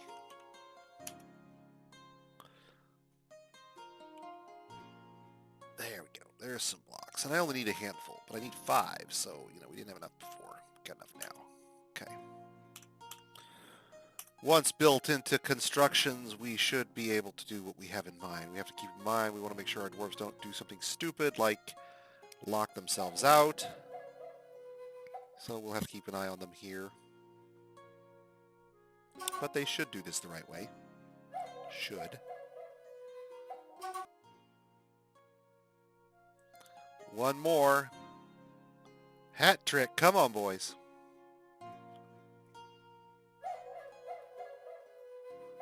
Oh, is it sitting on top of a stone? I need to check. That could be a problem. Yeah, there's a cobaltite right there that's forbidden. So we'll unforbid the cobaltite, but hide it. They will move it aside here momentarily once we unsuspend this job. That's the problem. It was sitting on top of a rock that we told them they could never, ever touch. So they won't. They'll never, ever touch it. I could go for some turkey right now. Some nice, slow, roasted turkey.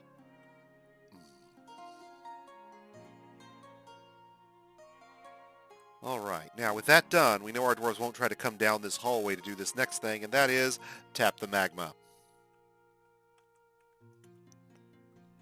We tell them to dig out all of these tiles. Now, what these tiles have in common is that they are all reachable from someone who is standing right here. Okay? We don't mine on the same level as our staircase that leads out. We don't mine on the same level as the ramps. We mine the level above it where the bridge is. This will create a flat area into which the magma will flow across this bridge, which we double check, is a magma-safe bridge. Gabbro. Flow across the Gabbro bridge, across this flat spot, down this ramp, into this room, through a pressure regulator. I don't even think we need the pressure regulator, but why not? Down the hallway, through the fortifications, and into our magma forge area. Now this will mostly exclude intruders. Mostly. Magma crabs can still make their way in through the fortifications once the flood reaches 7 of 7 and the fortification is completely submerged. But until then, it acts as a barricade, which will keep them from wanting to get in. So this will be mostly full before they know what the hell's going on, and then completely full before they can actually do anything about it, and then we'll be slapping smelters and stuff down over the top of it before they can figure out what the hell we're doing. That's the goal. So, let's check on our 100% magma safe tapping method. We already have one tapper coming along to do this. 2 tappers. Bam! There it is. And the flood. And the flood. That's right. Full flow. 5 tiles wide. You want your miners trying to avoid that? No, you don't. No, you really, really don't. No, you really, really, really don't. But we don't have to have them avoid it. It's a safe tap. There is no danger as long as your bridge is magma safe and as long as there is no access to this area here.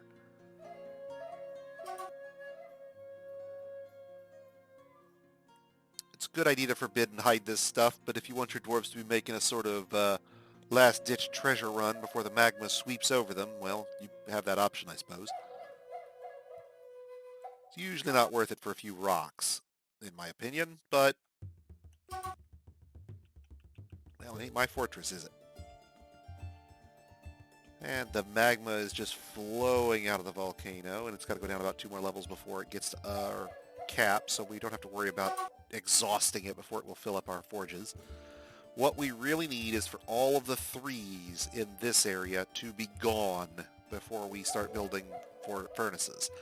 You can build them early. You can build them right now if you wanted, but if you have a furnace that goes up to 4 and turns on, and then a mood says, oh, I'm going to strike, and I'm going to take that dwarf right there, and he's a metal crafter, and I'm going to send him to that new magma forge you just built, and then the 4 moves on and leaves a 3 behind, and the furnace shuts off, your crafter will immediately go insane with no questions asked. His furnace has actually been taken away from him, and his artifact has been canceled. So, before we build a single one of those, I want all the 3s in the system eliminated. Gone.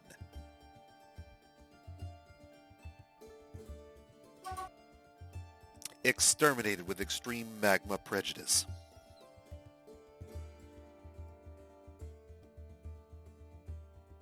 That sounds like a dwarven band.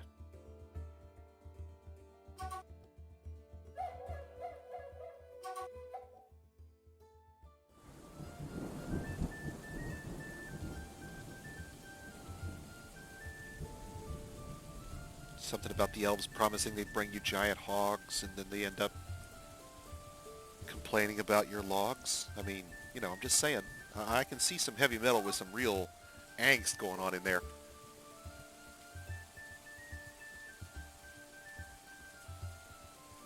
I don't know, man.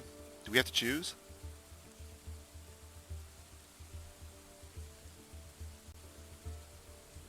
pretty sure if you ask a professional, they're going to say the stuff like Simon Swerver's stuff constitutes folk music, technically, I think.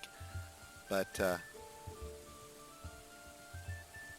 I'm not an expert, so I don't know. All right. Now, having gotten to all... Now, so let's talk for a second. Magma that spreads out to a volume of 1, just like water, can evaporate over time. It takes longer, it's not as quick. Some other caveats apply, but the gist is that if your magma doesn't hit a depth of 2, it's going to evaporate eventually. Now, once it hits a 2, your magma is effectively locked in, and barring some other outside force, it's not going to evaporate on its own. But we require a depth of 4 before a magma furnace can be operational above it, and a depth of 7 is maximum. Flood, flood, flood, you magnificent system. Now, if you wanted this to be faster, you could theoretically pump the magma in. I don't know that I would, but you could.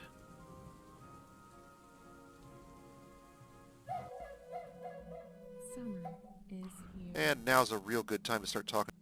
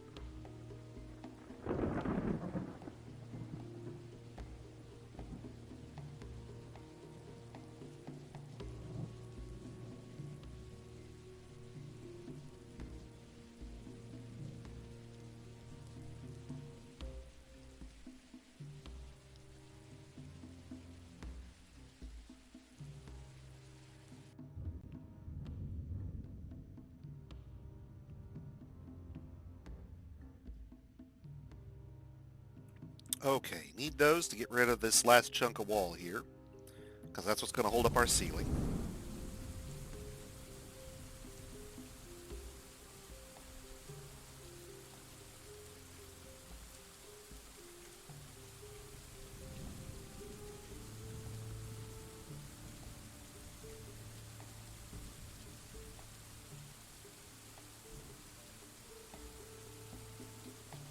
Need some more blocks. What's our mason doing? Might queue up a few extra block jobs on it.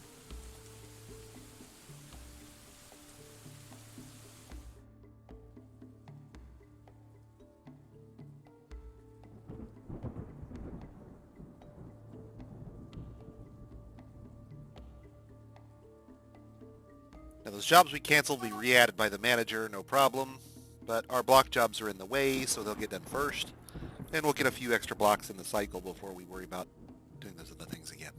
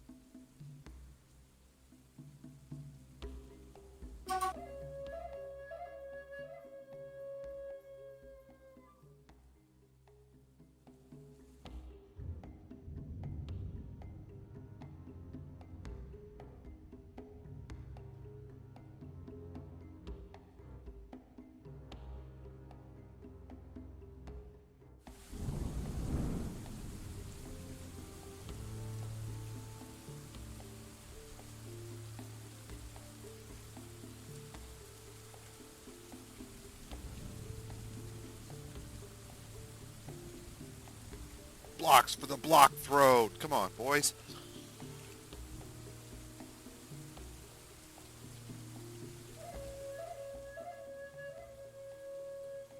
This is going to be awesome. Complete and total exploit cheese incoming.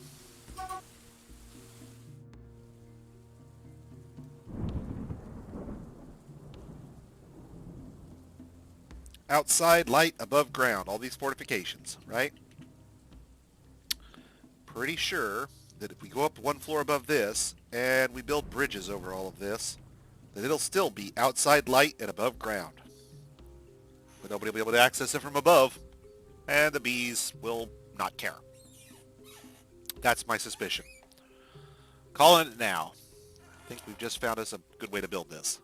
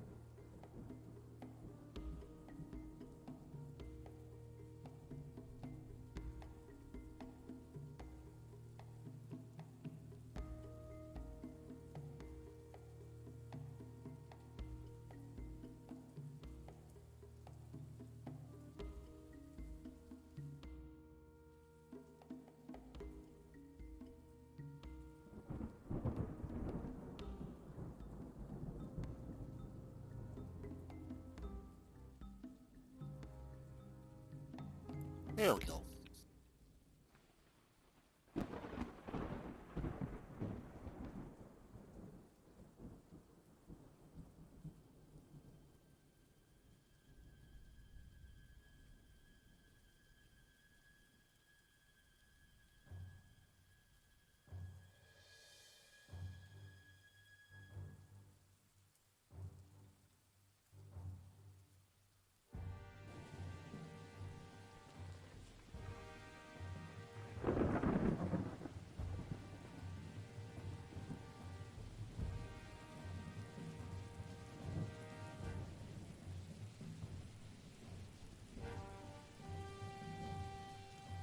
Now, it's going to look a little obnoxious, but I'm going to actually make a way into this.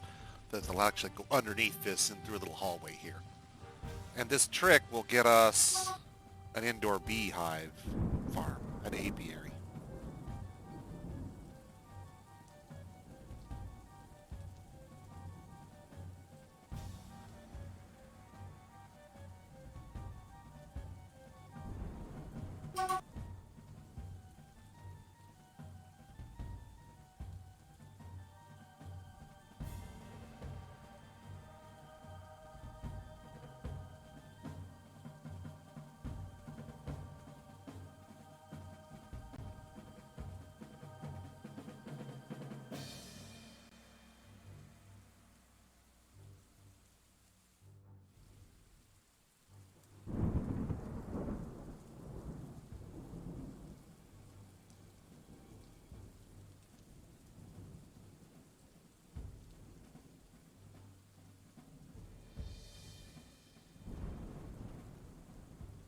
Need more blocks.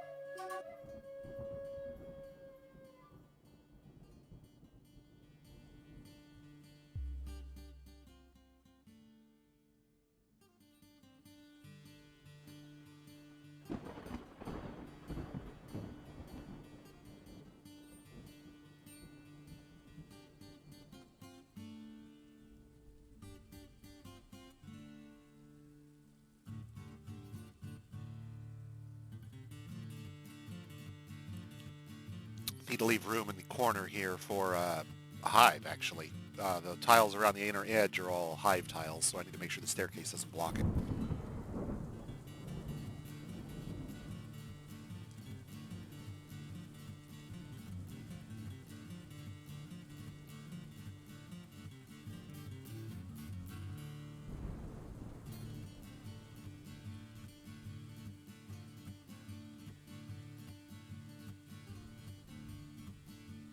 Good lord. Still need more blocks. Still need more. And there's a human caravan coming.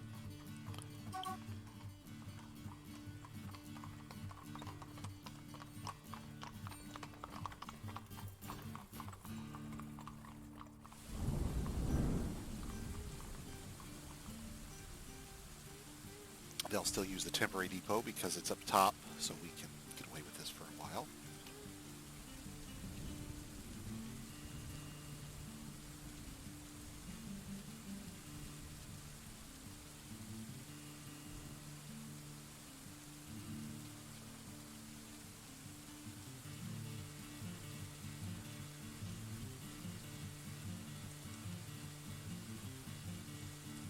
I'm fairly certain that once that's done, nobody will try to pathfind their way into the fortress regardless. But bridges block line of sight, so that should prevent any further issues as well.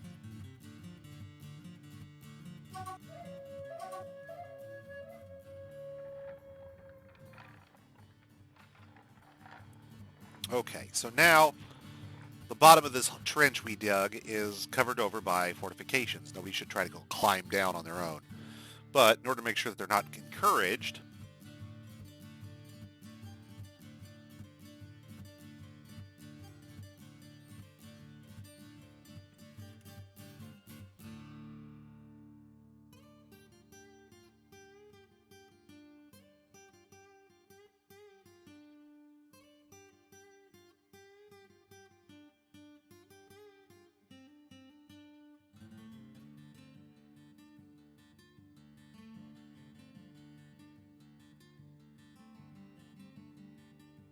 we'll throw up a quick log bridge over all of these, thereby barring access to them from above.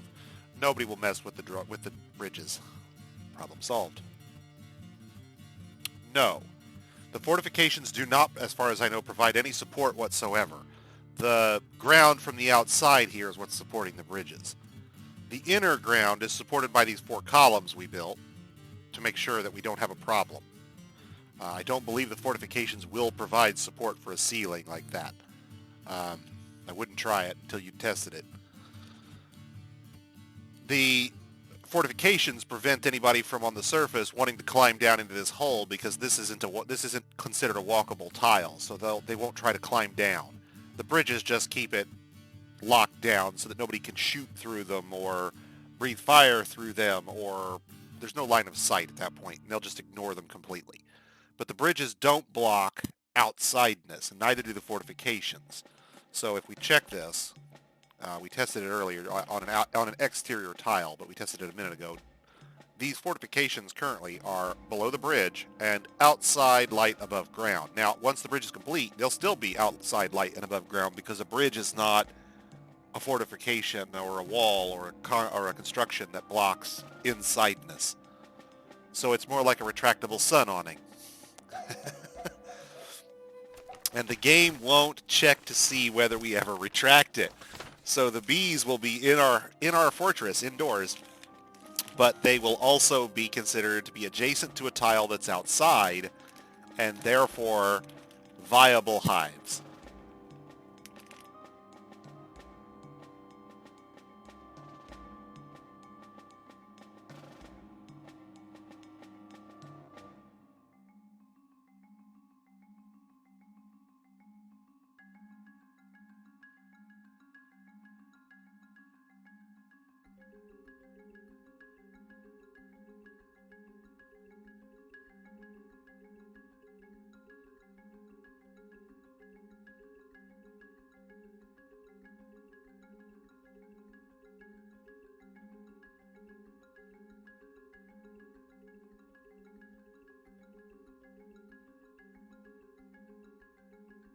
Now this interior room is 10 by 10.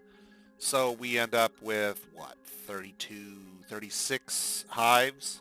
I think the soft cap is 40 and the hard cap is 60. So we're not running full tilt on our hives like we theoretically could be, but this will be good enough.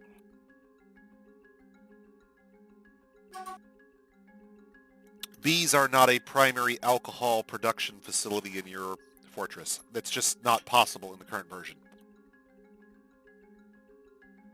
Mead is a nice add-on product. Honey is a nice add-on product. Press cakes and wax are nice add-on products. You can do wax working, give your farmers something else to do, I guess, as a crafting skill, right? But uh, realistically, bees are a vanity project.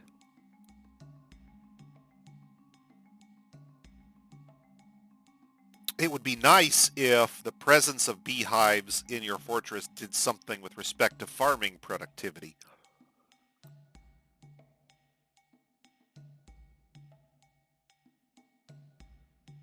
To represent the better pollination rate. But,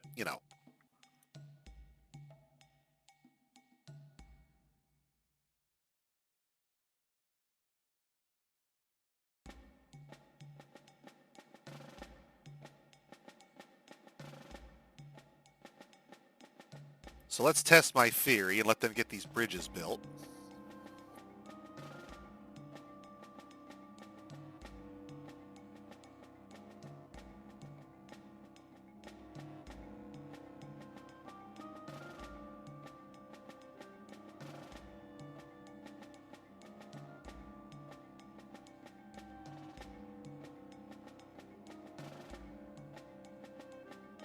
And we'll wheel over our spare weapons and mugs to be traded, we hope.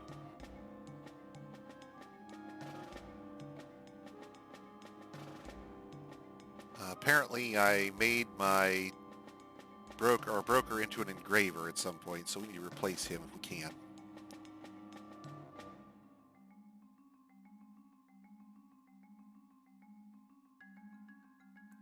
Hey, congratulations, Shem. You're the new broker. Oh, you're also the mayor. Of course you are. Of course you are. Hang on a second.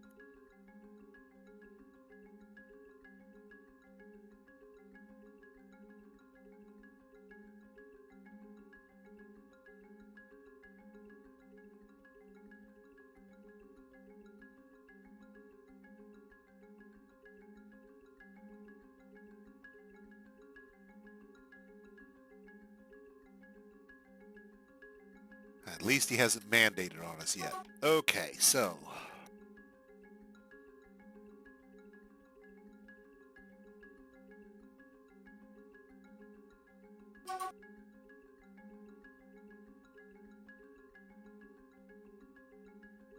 There we go. Now our record keeper has caught up. Let's check on our stocks here. Prepared meals, 218. Drinks, 541.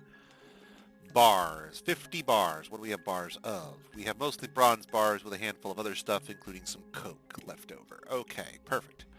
We can make copper coins, nickel coins, platinum coins, trifle pewter coins, nickel silver coins, sterling silver coins, and I don't think you can make bismuth coins, but if you can, we'll do it.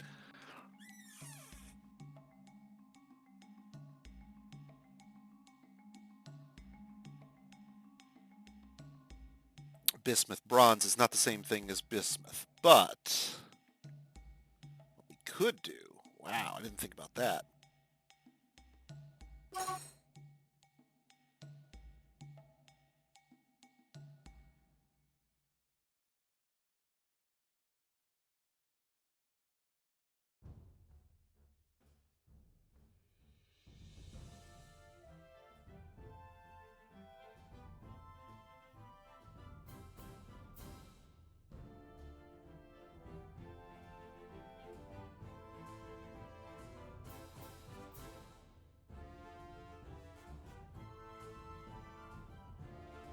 If we make a bismuth bronze bar, we can make bismuth bronze coins, and we can start the general cycle there. We're unable to complete the hive. Why are you guys unable to complete the hive? Jive item lost or destroyed. What did we miss here?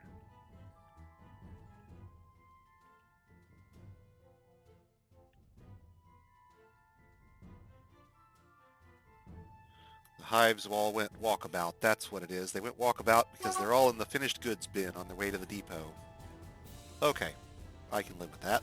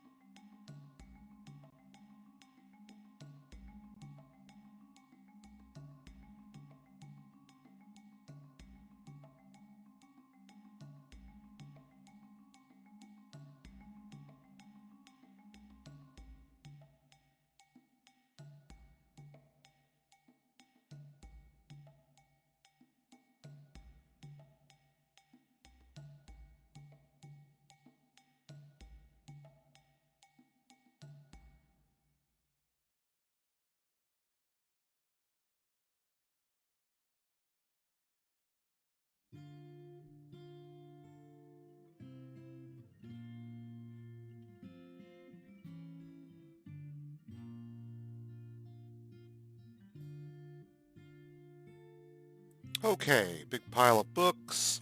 Got rid of a bunch of junk. Problem solved. Trader no longer required. Goods no longer required at depot.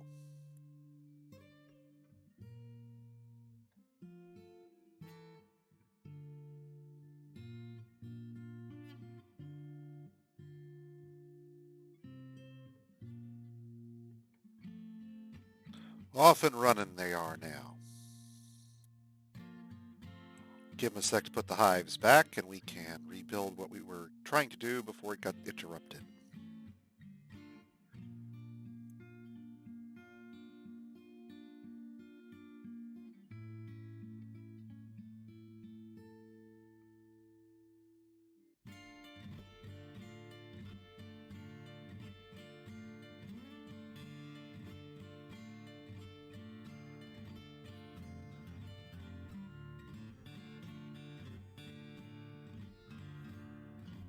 Very, very briefly, we're going to turn on carpentry for a bunch of people in order to get these wooden bridges done real quick.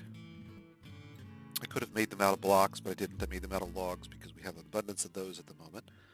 And I don't care what they're made out of long term. Once all of these bridges are under construction or complete, I can turn off carpentry for all of these folks. And get it done. Get it done. Get it done. There we go. Now.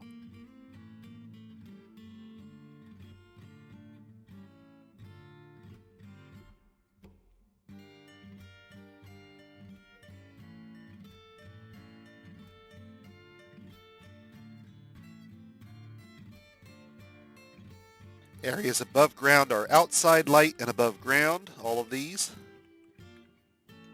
Below ground on either side of the fortification is inside dark and subterranean, but the fortification itself is nuts. That won't work.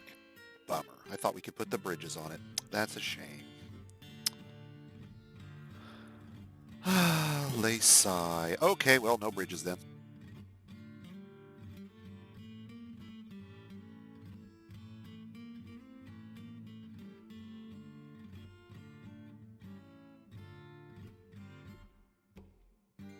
Nice, but not essential.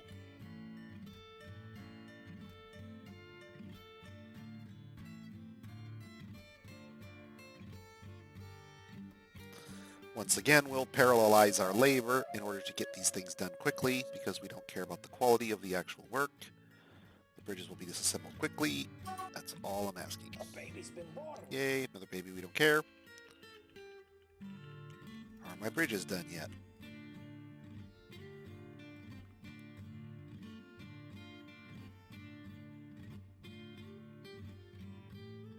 Okay, and they are outside light and above ground, which is what we require them to be. So this will work. Not ideal. We could get crazy and build a wall around the outside of this on the level above it, and that would break line of sight unless somebody flew over or climbed over the wall, and then they could see down into this. But since this is actually removed from our fortress a ways, the likelihood of someone being seen is fairly remote. It would require them to enter the area, be servicing a hive during a siege while someone was in this area because they're not going to want to hang around over here. And they'd have to be somebody on the surface with a ranged attack, a bolt, a crossbow, or bow, blowpipe, or, fire breath, webs, that kind of thing, in order to hit somebody down here. So I'm not super concerned. It would have been nice if we could have done the bridge and just, made it perfect, but oh well. If that won't work, if that cheese is too much, then so be it.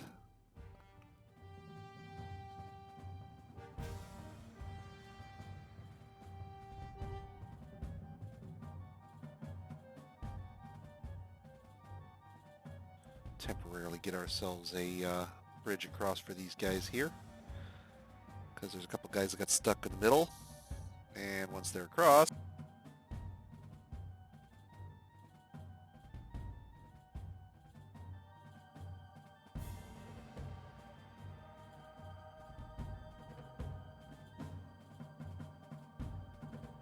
don't actually want that built. I'm hoping to try and get them to not stand on it while they take it apart. There we go. Wow, dude, woke up, got out of there just in time, didn't you? Good thing you moved. We were getting ready to seal you in. Didn't even know you were there. Whoa, whoa, what the... No, I don't know what all we think we're doing with anything that might be in here, but this stuff is off limits for right now.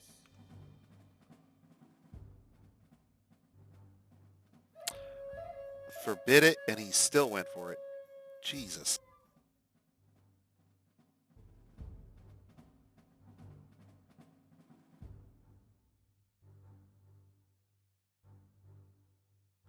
Never let it be said dwarves will do things the right way, the easy way, or the smart way. They won't. They will do it the wrong way, the stupid way, and the backwards way.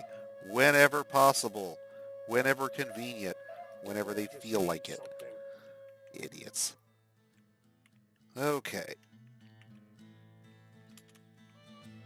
There we go. Now he'll disassemble it again.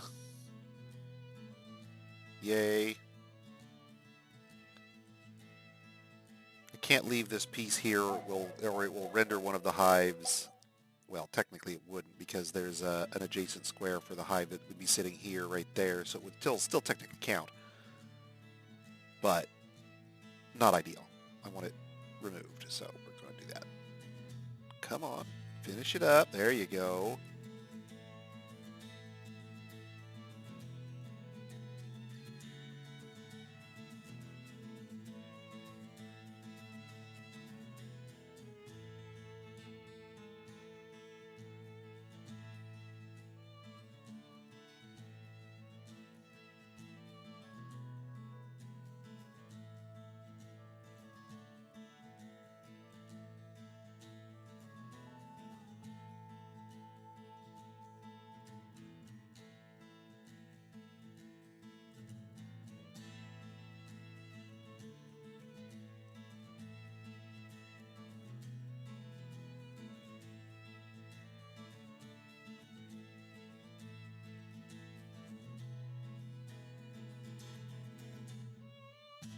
And now they'll come along and put the hives where we need them.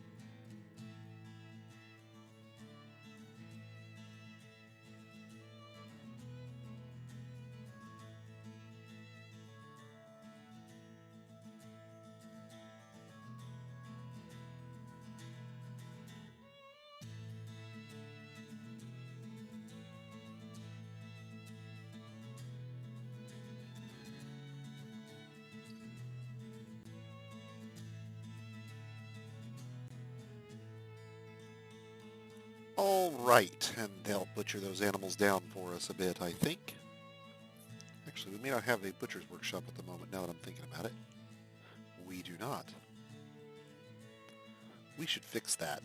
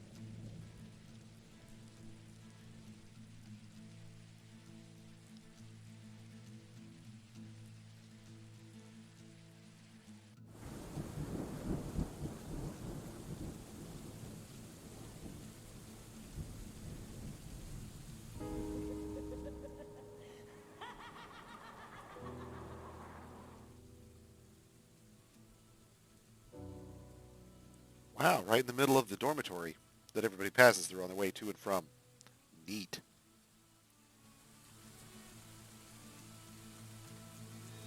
I wonder if there's no witnesses because there's nobody to report it to. I've never tested that.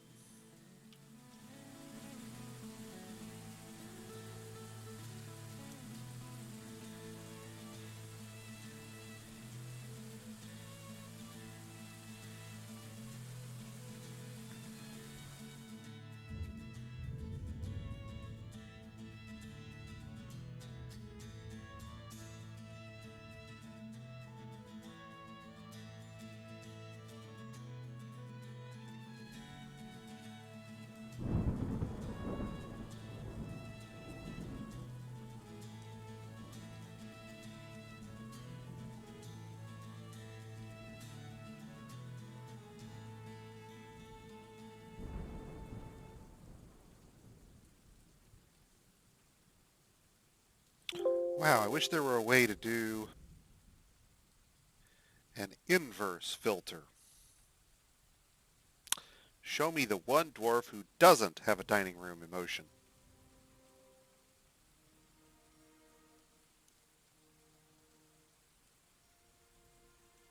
"47 dwarves, 46 selected. There's one guy we're missing. That's our vampire." I'd really rather not rename everyone for that.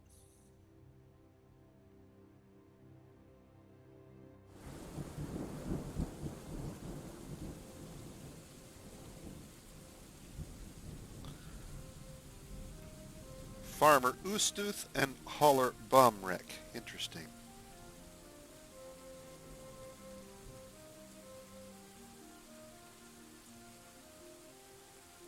Hauler Baumreck has no dining room motion and has witnessed death. How interesting that Hauler Baumreck has no dining room feeling and has witnessed death. Hmm.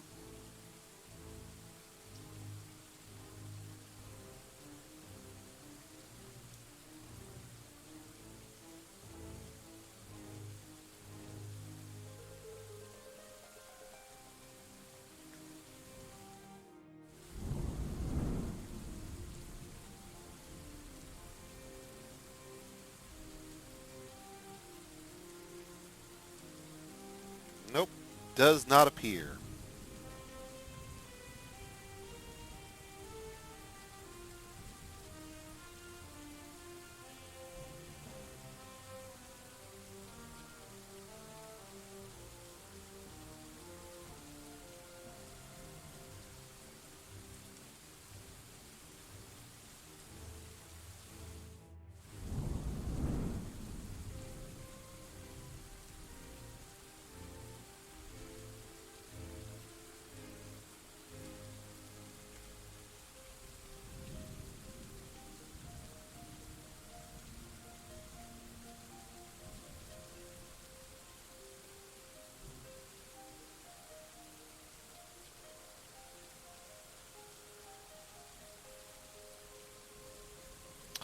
Okay, I'll bite.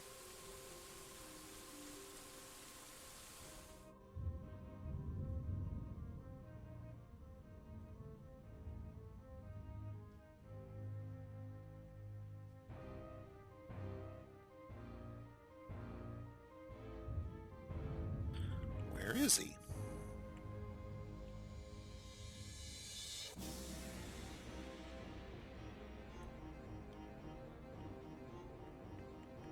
Where is he?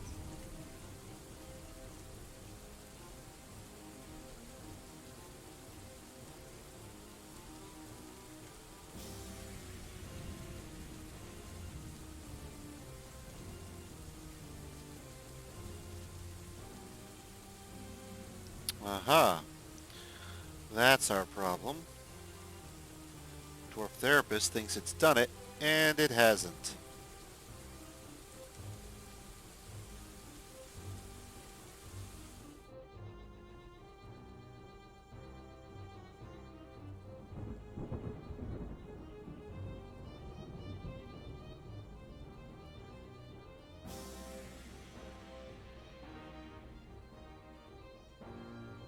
Or maybe I'm just blind.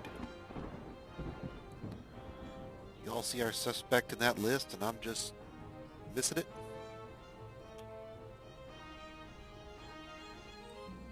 There's limited down to just the haulers.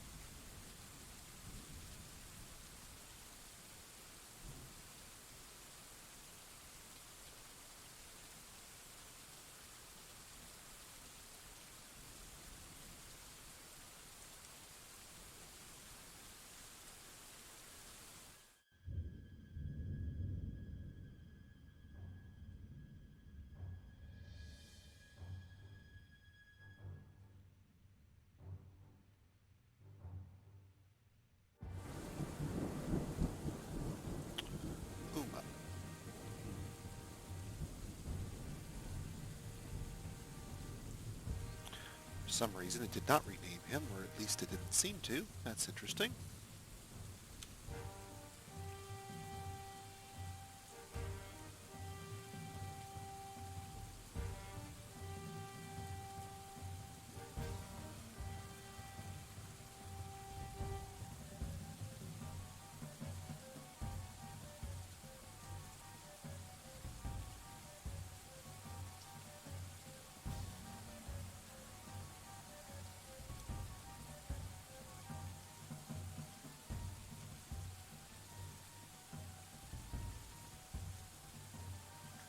Yeah, we're going to interrogate that guy. Go talk to the captain of the guard.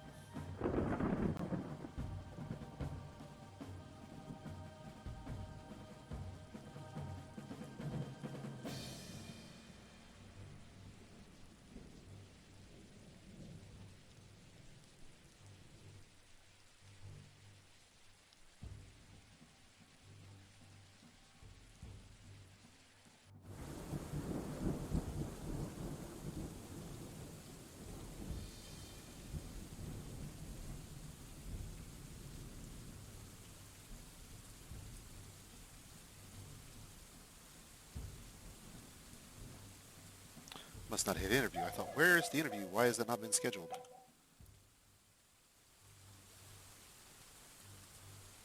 Subject was KG, was he?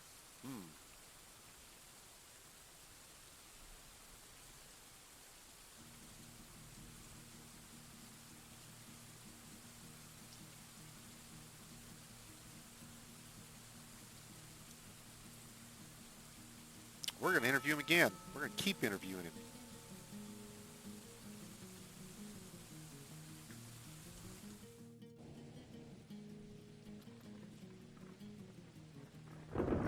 Because we're pretty goddamn sure it's him.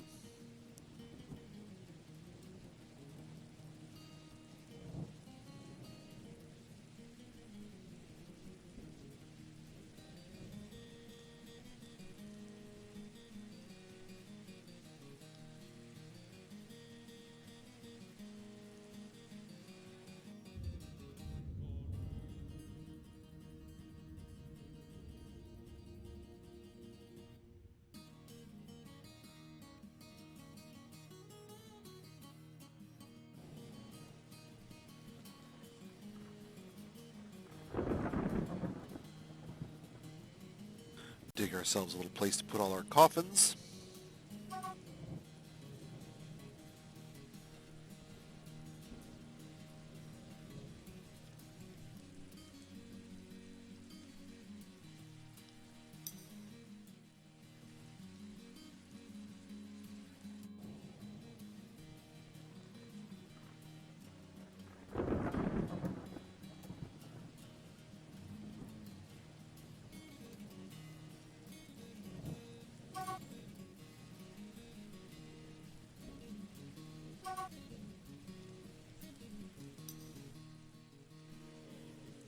In custody.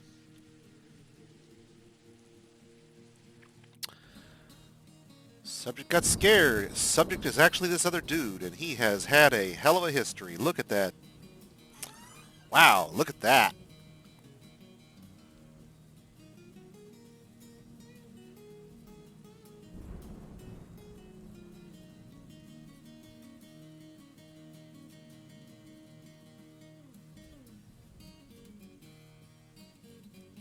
So we need to interrogate this dude some more. He knows more than he's telling us. An unidentified creature plotted to steal the grasp of Odor.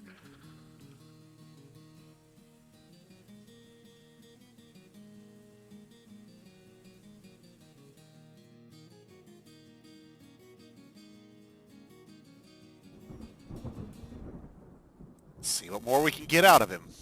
Keep interrogating him.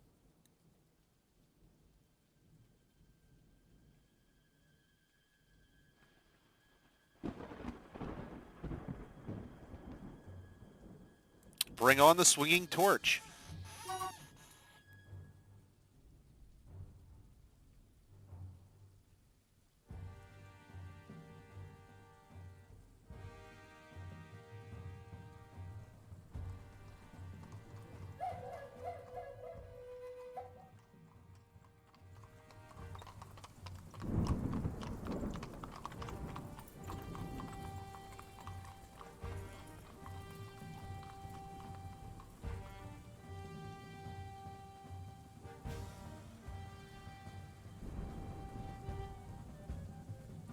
We already know he did it. That's funny. It even puts quotation marks around his name because we know that's an assumed name now. So we interrogated him again, and this time he tells us nothing, and we just got to go with that. Right.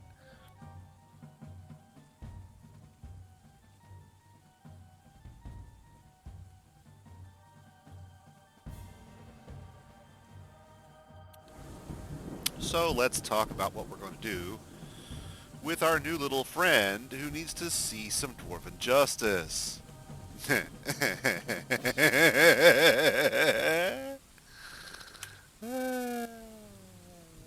don't think it's actually safe to do it that way. I'd like to pit him, but I don't think that's actually safe. I think the guy that pits him will actually get splashed. But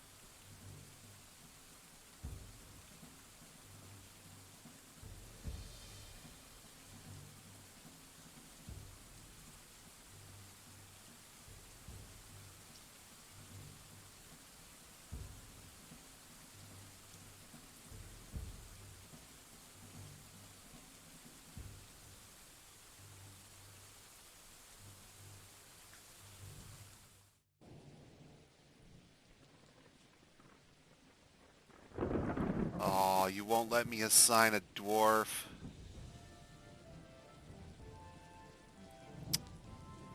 Oh, hang on. Is pit? No. Is pun? No. No, that's what I was afraid of.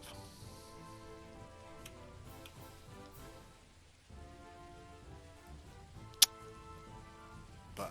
I was hoping I could just pasture the dwarf right into that pit directly over the volcano. We'll have to opt for something a little more grand.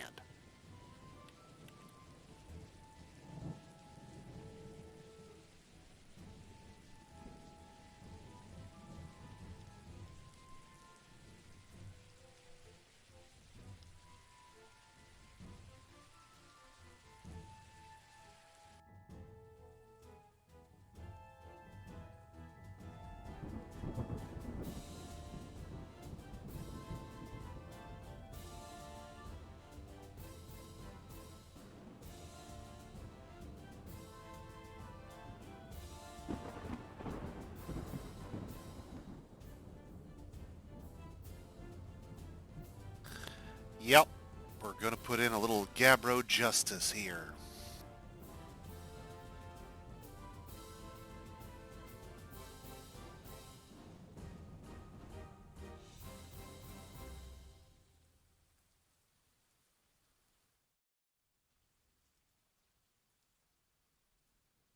Since we've got some cobalt-type blocks, let's do that in a nice blue.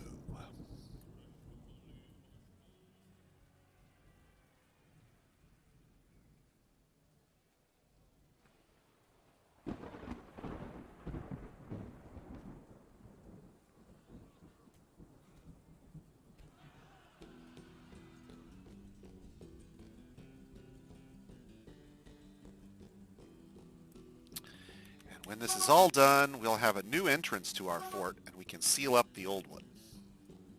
It is no longer used.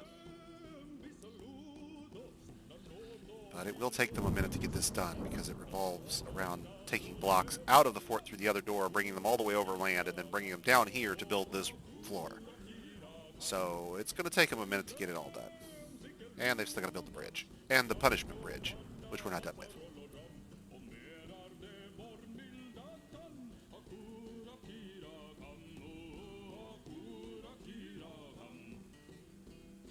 Once the punishment bridge is up, we'll draft our new vampire, stick him out over the edge, and retract that sucker right out from under him after we forbid all his clothes.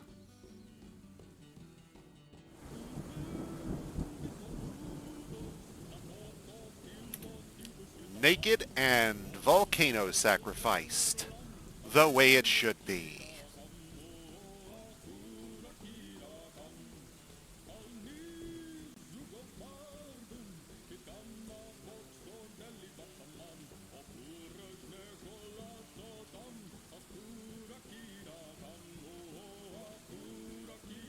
Never designated these guys for burial, did we? Installed them. Didn't tell anybody we could use them, though, did we? Nope, nope, nope. Got that. So, Stinky Dwarf in the middle of the common area. Oops, oops, oops. Big no-no.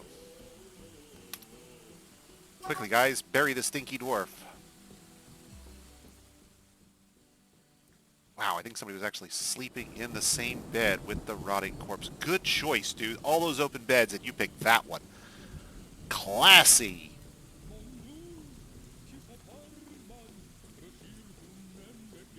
I want to see the trauma-related thought that's going to give him. Please. That's what I want.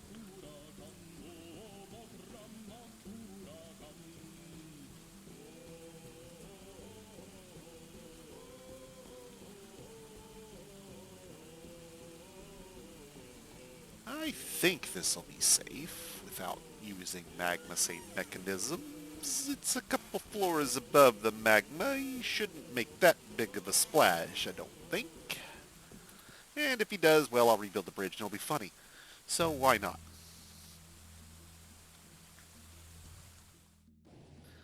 As you can see, they're slowly extending the floor outward. There's some more dwarfs here. More labor. Probably another vampire.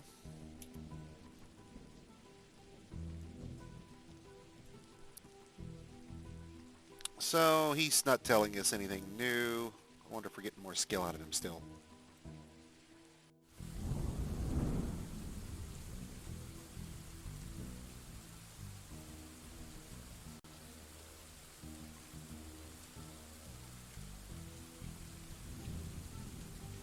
Yeah, maybe some. We're getting, or at least he's got a smattering of social skills. Can't see he's actually getting some from this. Alright, though. Alright, we gotta get this bridge up and get him done. Well done.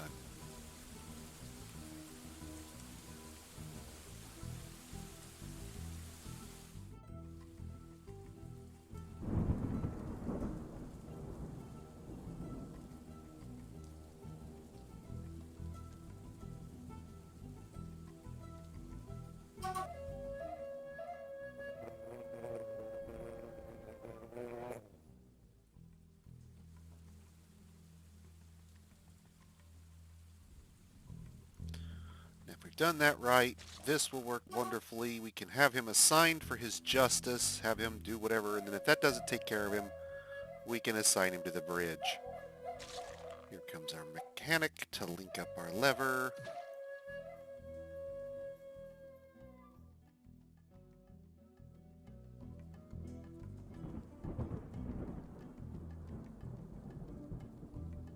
Let's test the bridge to make sure it does what we think it should. Oh yeah, we're in business. Okay, so next phase. Put this back where it belongs.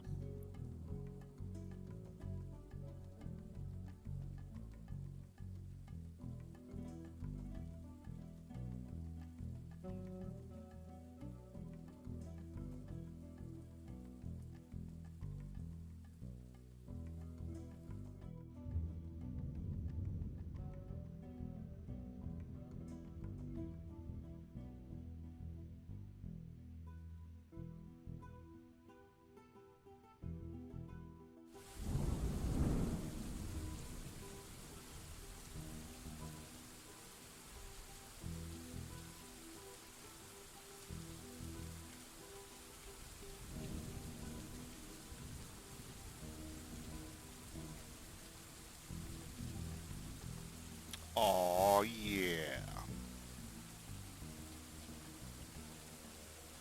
Now, the next phase of this is to get a noble assigned called our Hammerer, because there's probably going to be a beating involved in all of this.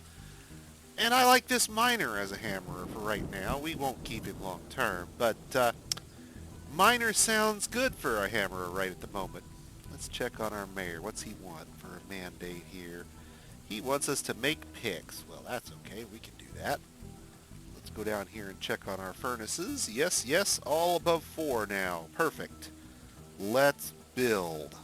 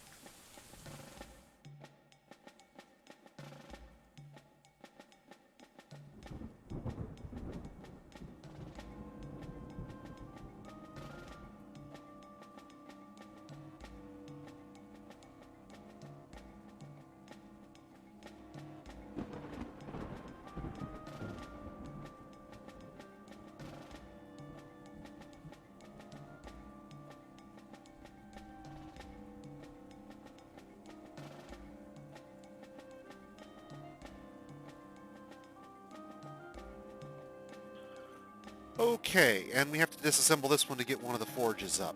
Now, the first job we're going to queue up is all of those iron jobs we need, but not yet.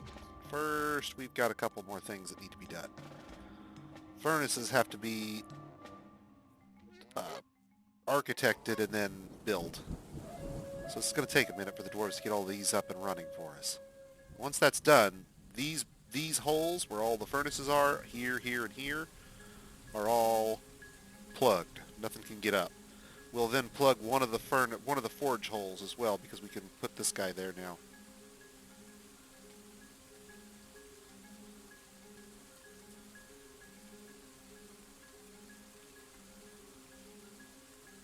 And now we have a magma forge, or will very soon, up and running. Bang. At that point, the sky's the limit. We can... right before I have the doors on, of course.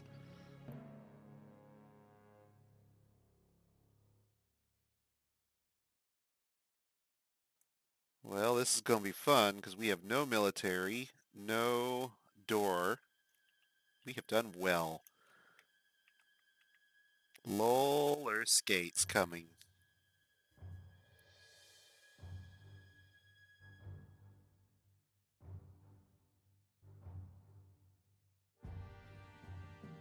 All that and no door yet.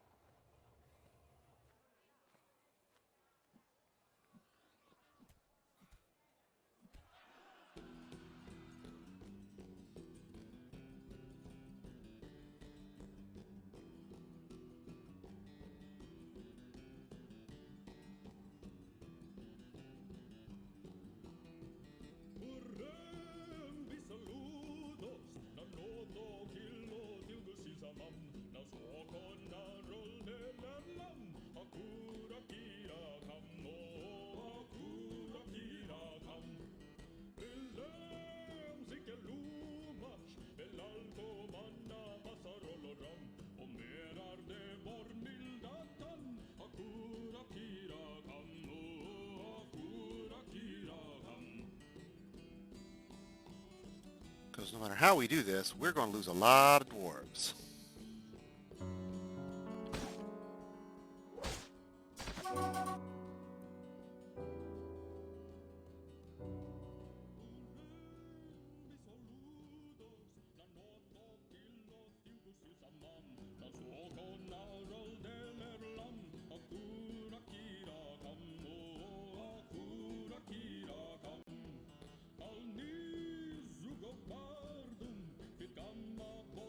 might be able to stop it if we walled up. Wall here, for example, would stop it, but I don't think we can get it up before he comes down the ramp and has his fun.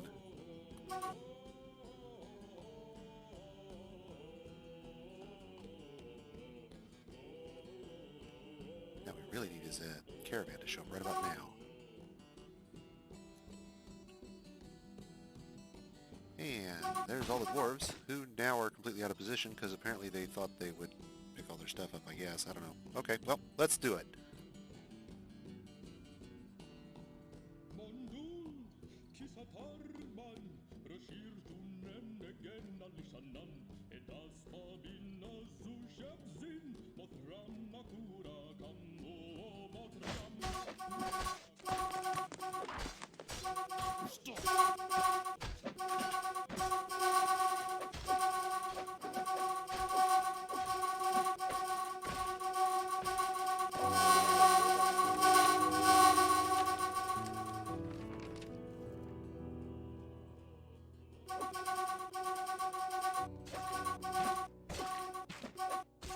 Will they get it?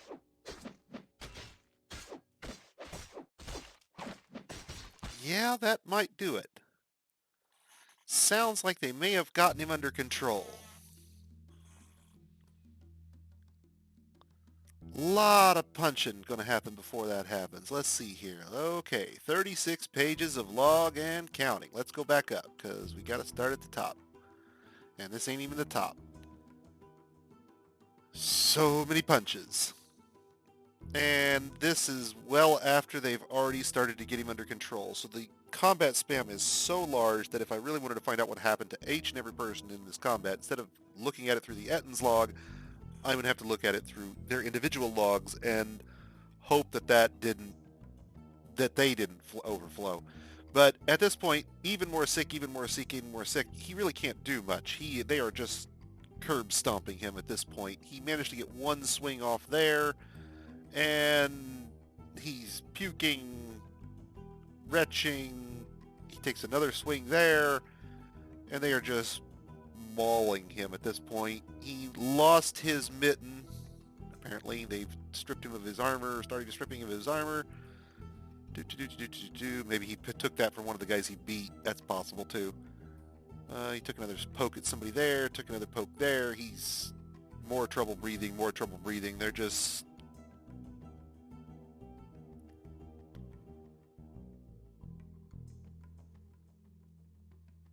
Everybody's getting their punching skill training in tonight. Yes, they are. And, I mean, he's getting the occasional poke out, but they've fractured his left upper arm at the very least. So, yeah, he's not having a good time. Let's take a look at him a little more closely before they finish him off here. There he is. Let's take a look. Yeah, he's having a bad day. His lower front teeth are completely smashed out.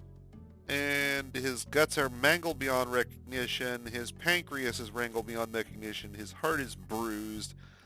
Left eye is fractured. Left eye torn open.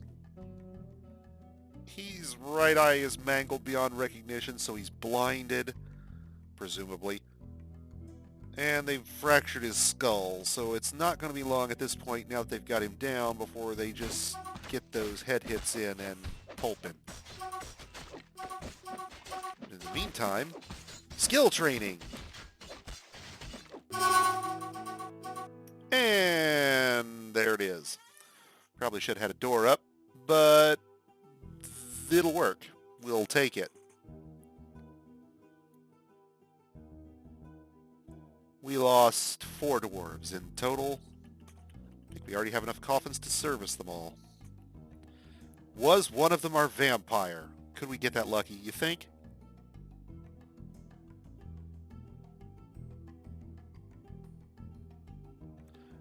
Nope. He lived, so we're going to lose another one.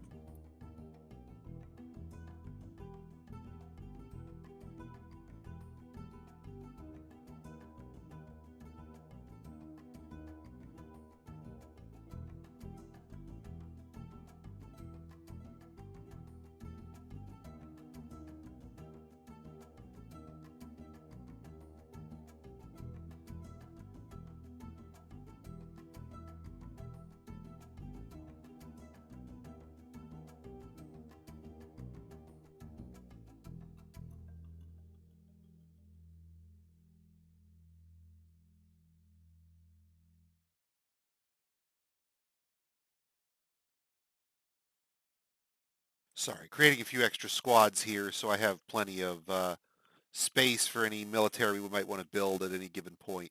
And then we're going to name one of these, we're going to move some of these guys out of the military here into a different squad.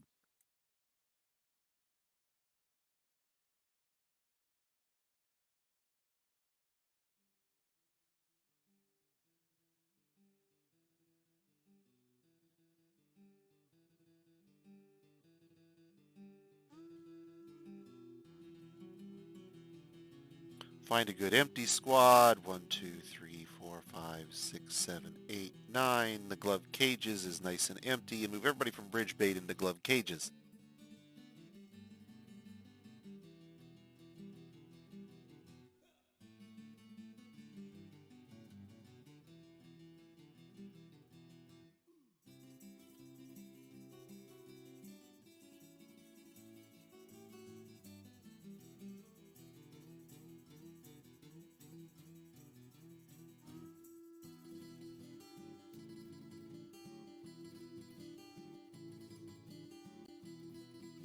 Make sure that, in fact, our squad is now empty.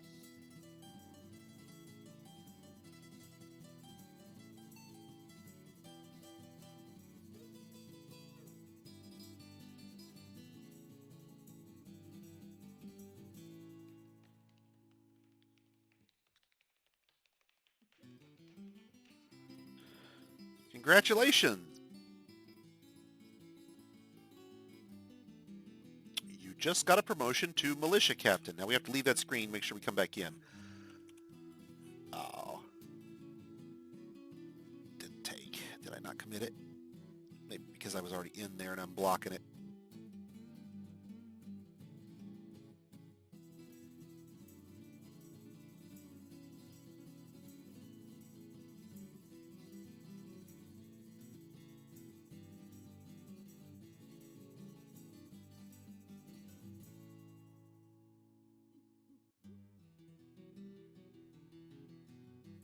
There we go. Now we've done it properly. Can't be in DF hack tweaking it if we're actually holding it open over here.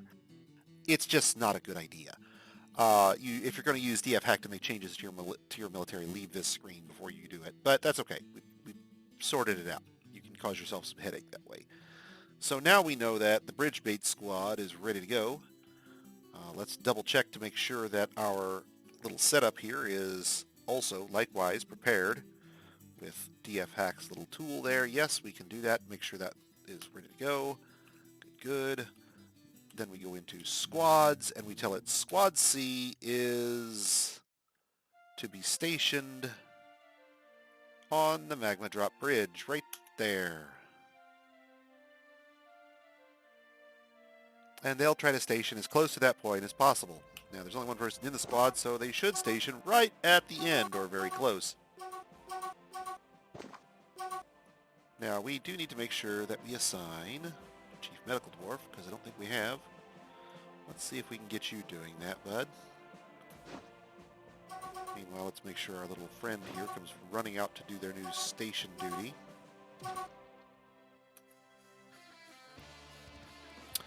And let's see if we can get them. I don't know if this will work. We can try it. I don't think I've ever tried this, but we can try it. Where are you at? Let's zoom to you, follow you, and we'll unpause it for just a moment. Okay, that's good. Now, DBF, and I want to forbid everything you've got on you. I want you stripped to the nines. This person should drop everything they're carrying, I think. Maybe not. Gonna have to do it view. Let's see if we can do it directly that way.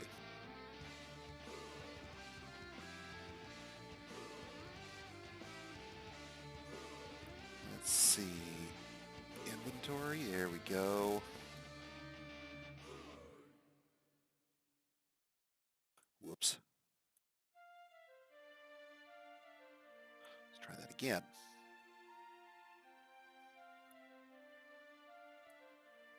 Don't know if we can forbid it from here. We can do it directly that way. That'll work.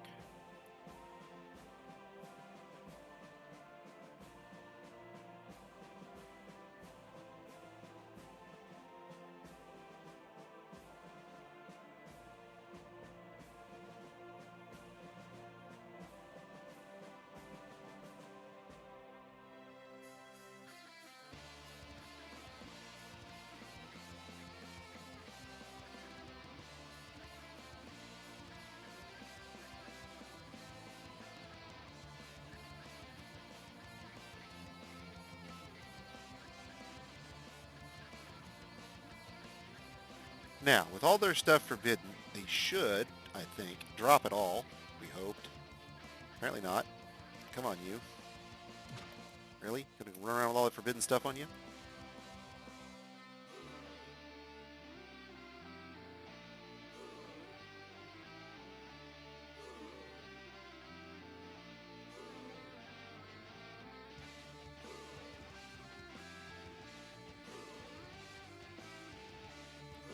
You're not going to station on the bridge, are you? Come on. There we go. That's the way you do it.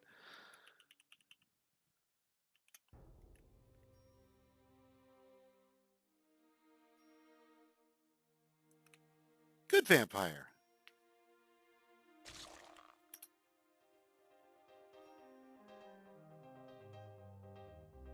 Everybody wave now. Bye, vampire.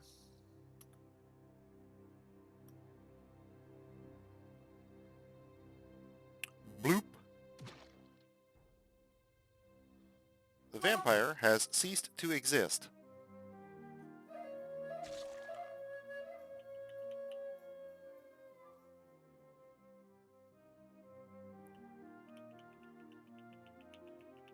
Not sure if we get a view on the magma sea out of that or not. Did we already discover the magma sea? Not sure if they survived long enough to give us credit, because this is pretty deep. They may not actually give us credit, because that's... Wow. The magma sea is way the hell down there, 180 some levels or so. Way deeper than I would ever want to build a fortress. Our magma may not have survived long enough to actually give us a report. That's a shame.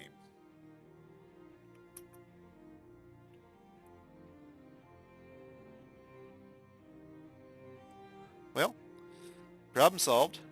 Vampire removed.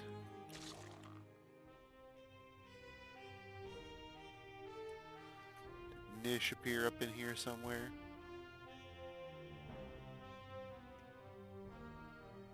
Did the vampire even help us here? Yeah, a little few punches and a few grabs.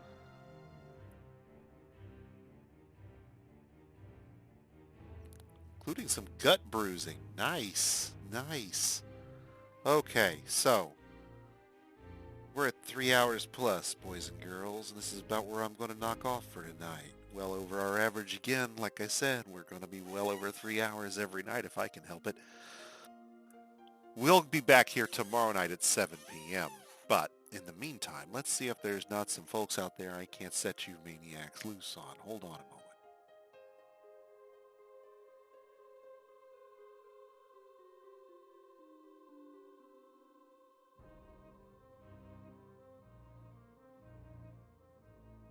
And we'll deal with the fallout of all of this next time.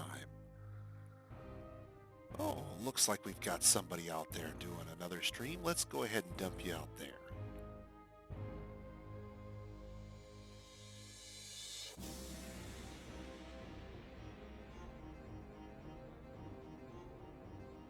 Hey, now before I go, Lawful, did you have any questions? Anything you might want to ask? Anything occur to you? It goes for any of you out there on the stream. If you've got something you want to ask, that's the whole point. Well, it's not the whole point. The whole point is this thing down here in the corner. But besides that, you know.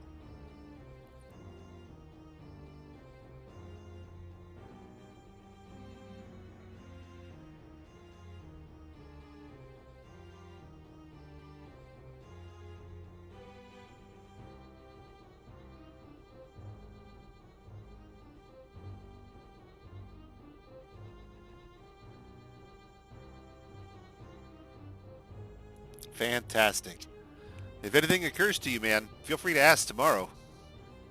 Now, if you can't make it back or you're, for whatever reason, the evenings aren't convenient for you and you're watching this out there on YouTube, don't forget, come 11/6, that's right, November 6th this year, we'll do a 24-hour live stream starting at 8 p.m.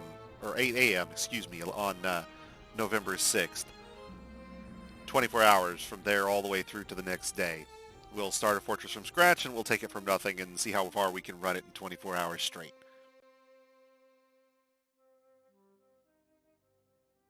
All right, guys, let me get you on your way.